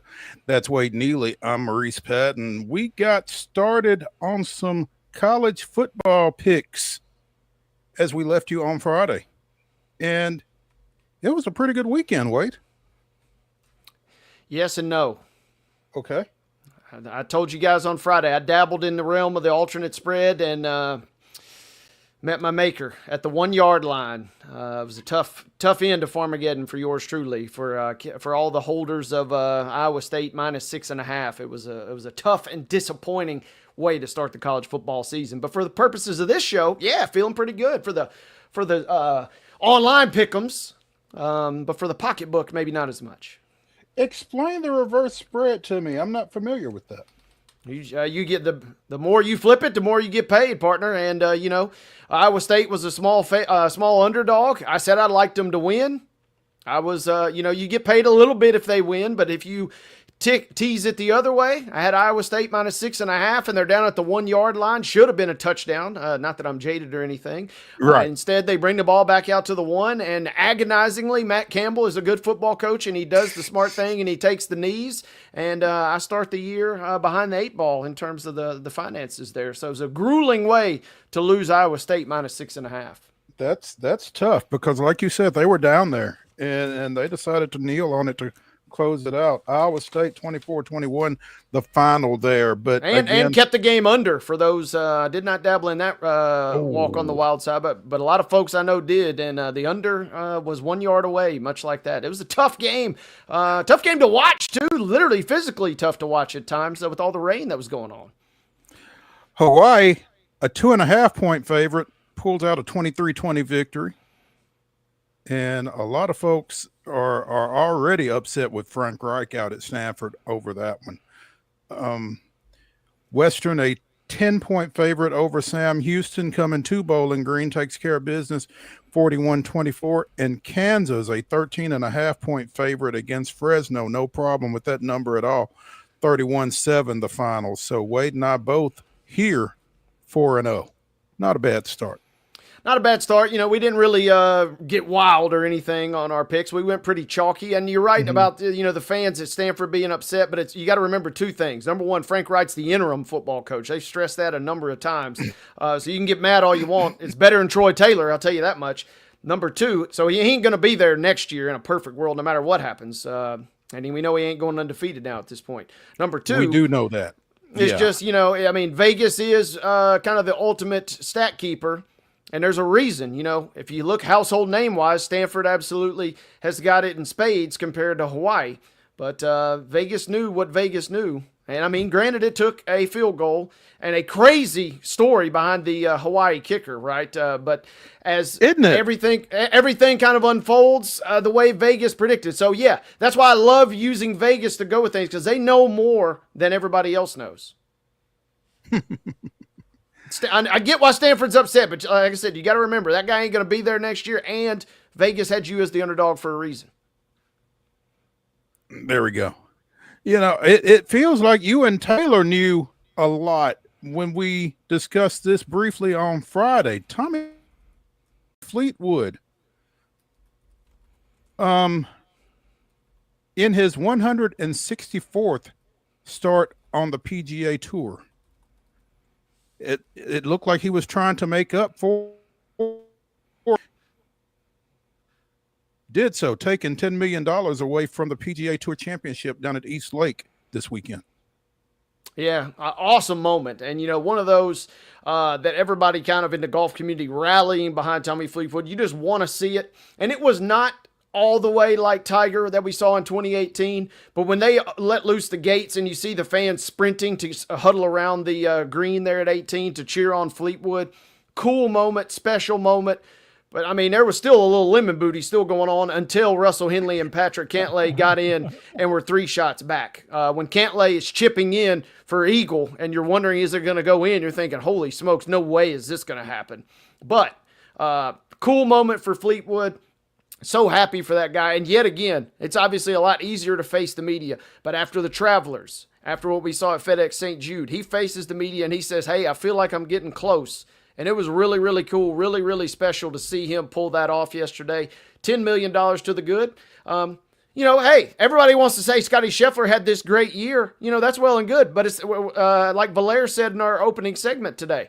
We're an American playoff-based. Technically, Tommy Fleetwood won the biggest tournament of the season. So who's the real champ this season? Oh, hello. There we go. And definitely won the biggest check, right? Won the biggest check, man. Yeah, that was the fun battle, really. We knew Fleetwood was going to win, but when they show Russell Henley putting on 18 for an outright sole second place, and they say, no big deal, only about $3 million hanging in the balance of this putt right here. And, of course, he misses it, so they got to split that extra second place payday there, him and Cantlay. Really cool moment. Was a lot of fun. Yeah, Fleetwood only beat 30 golfers. You can make of that what you will.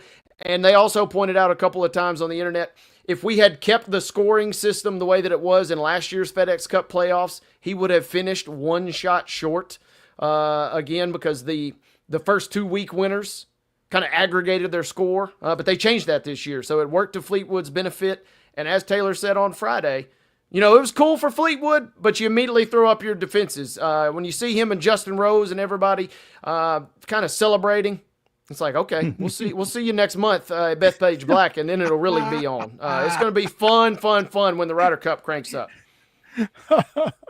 Ryan Blaney picks up his second victory of the season to close out the regular season down at Daytona on Saturday night, just ahead of Trackhouse's for now, Daniel Suarez,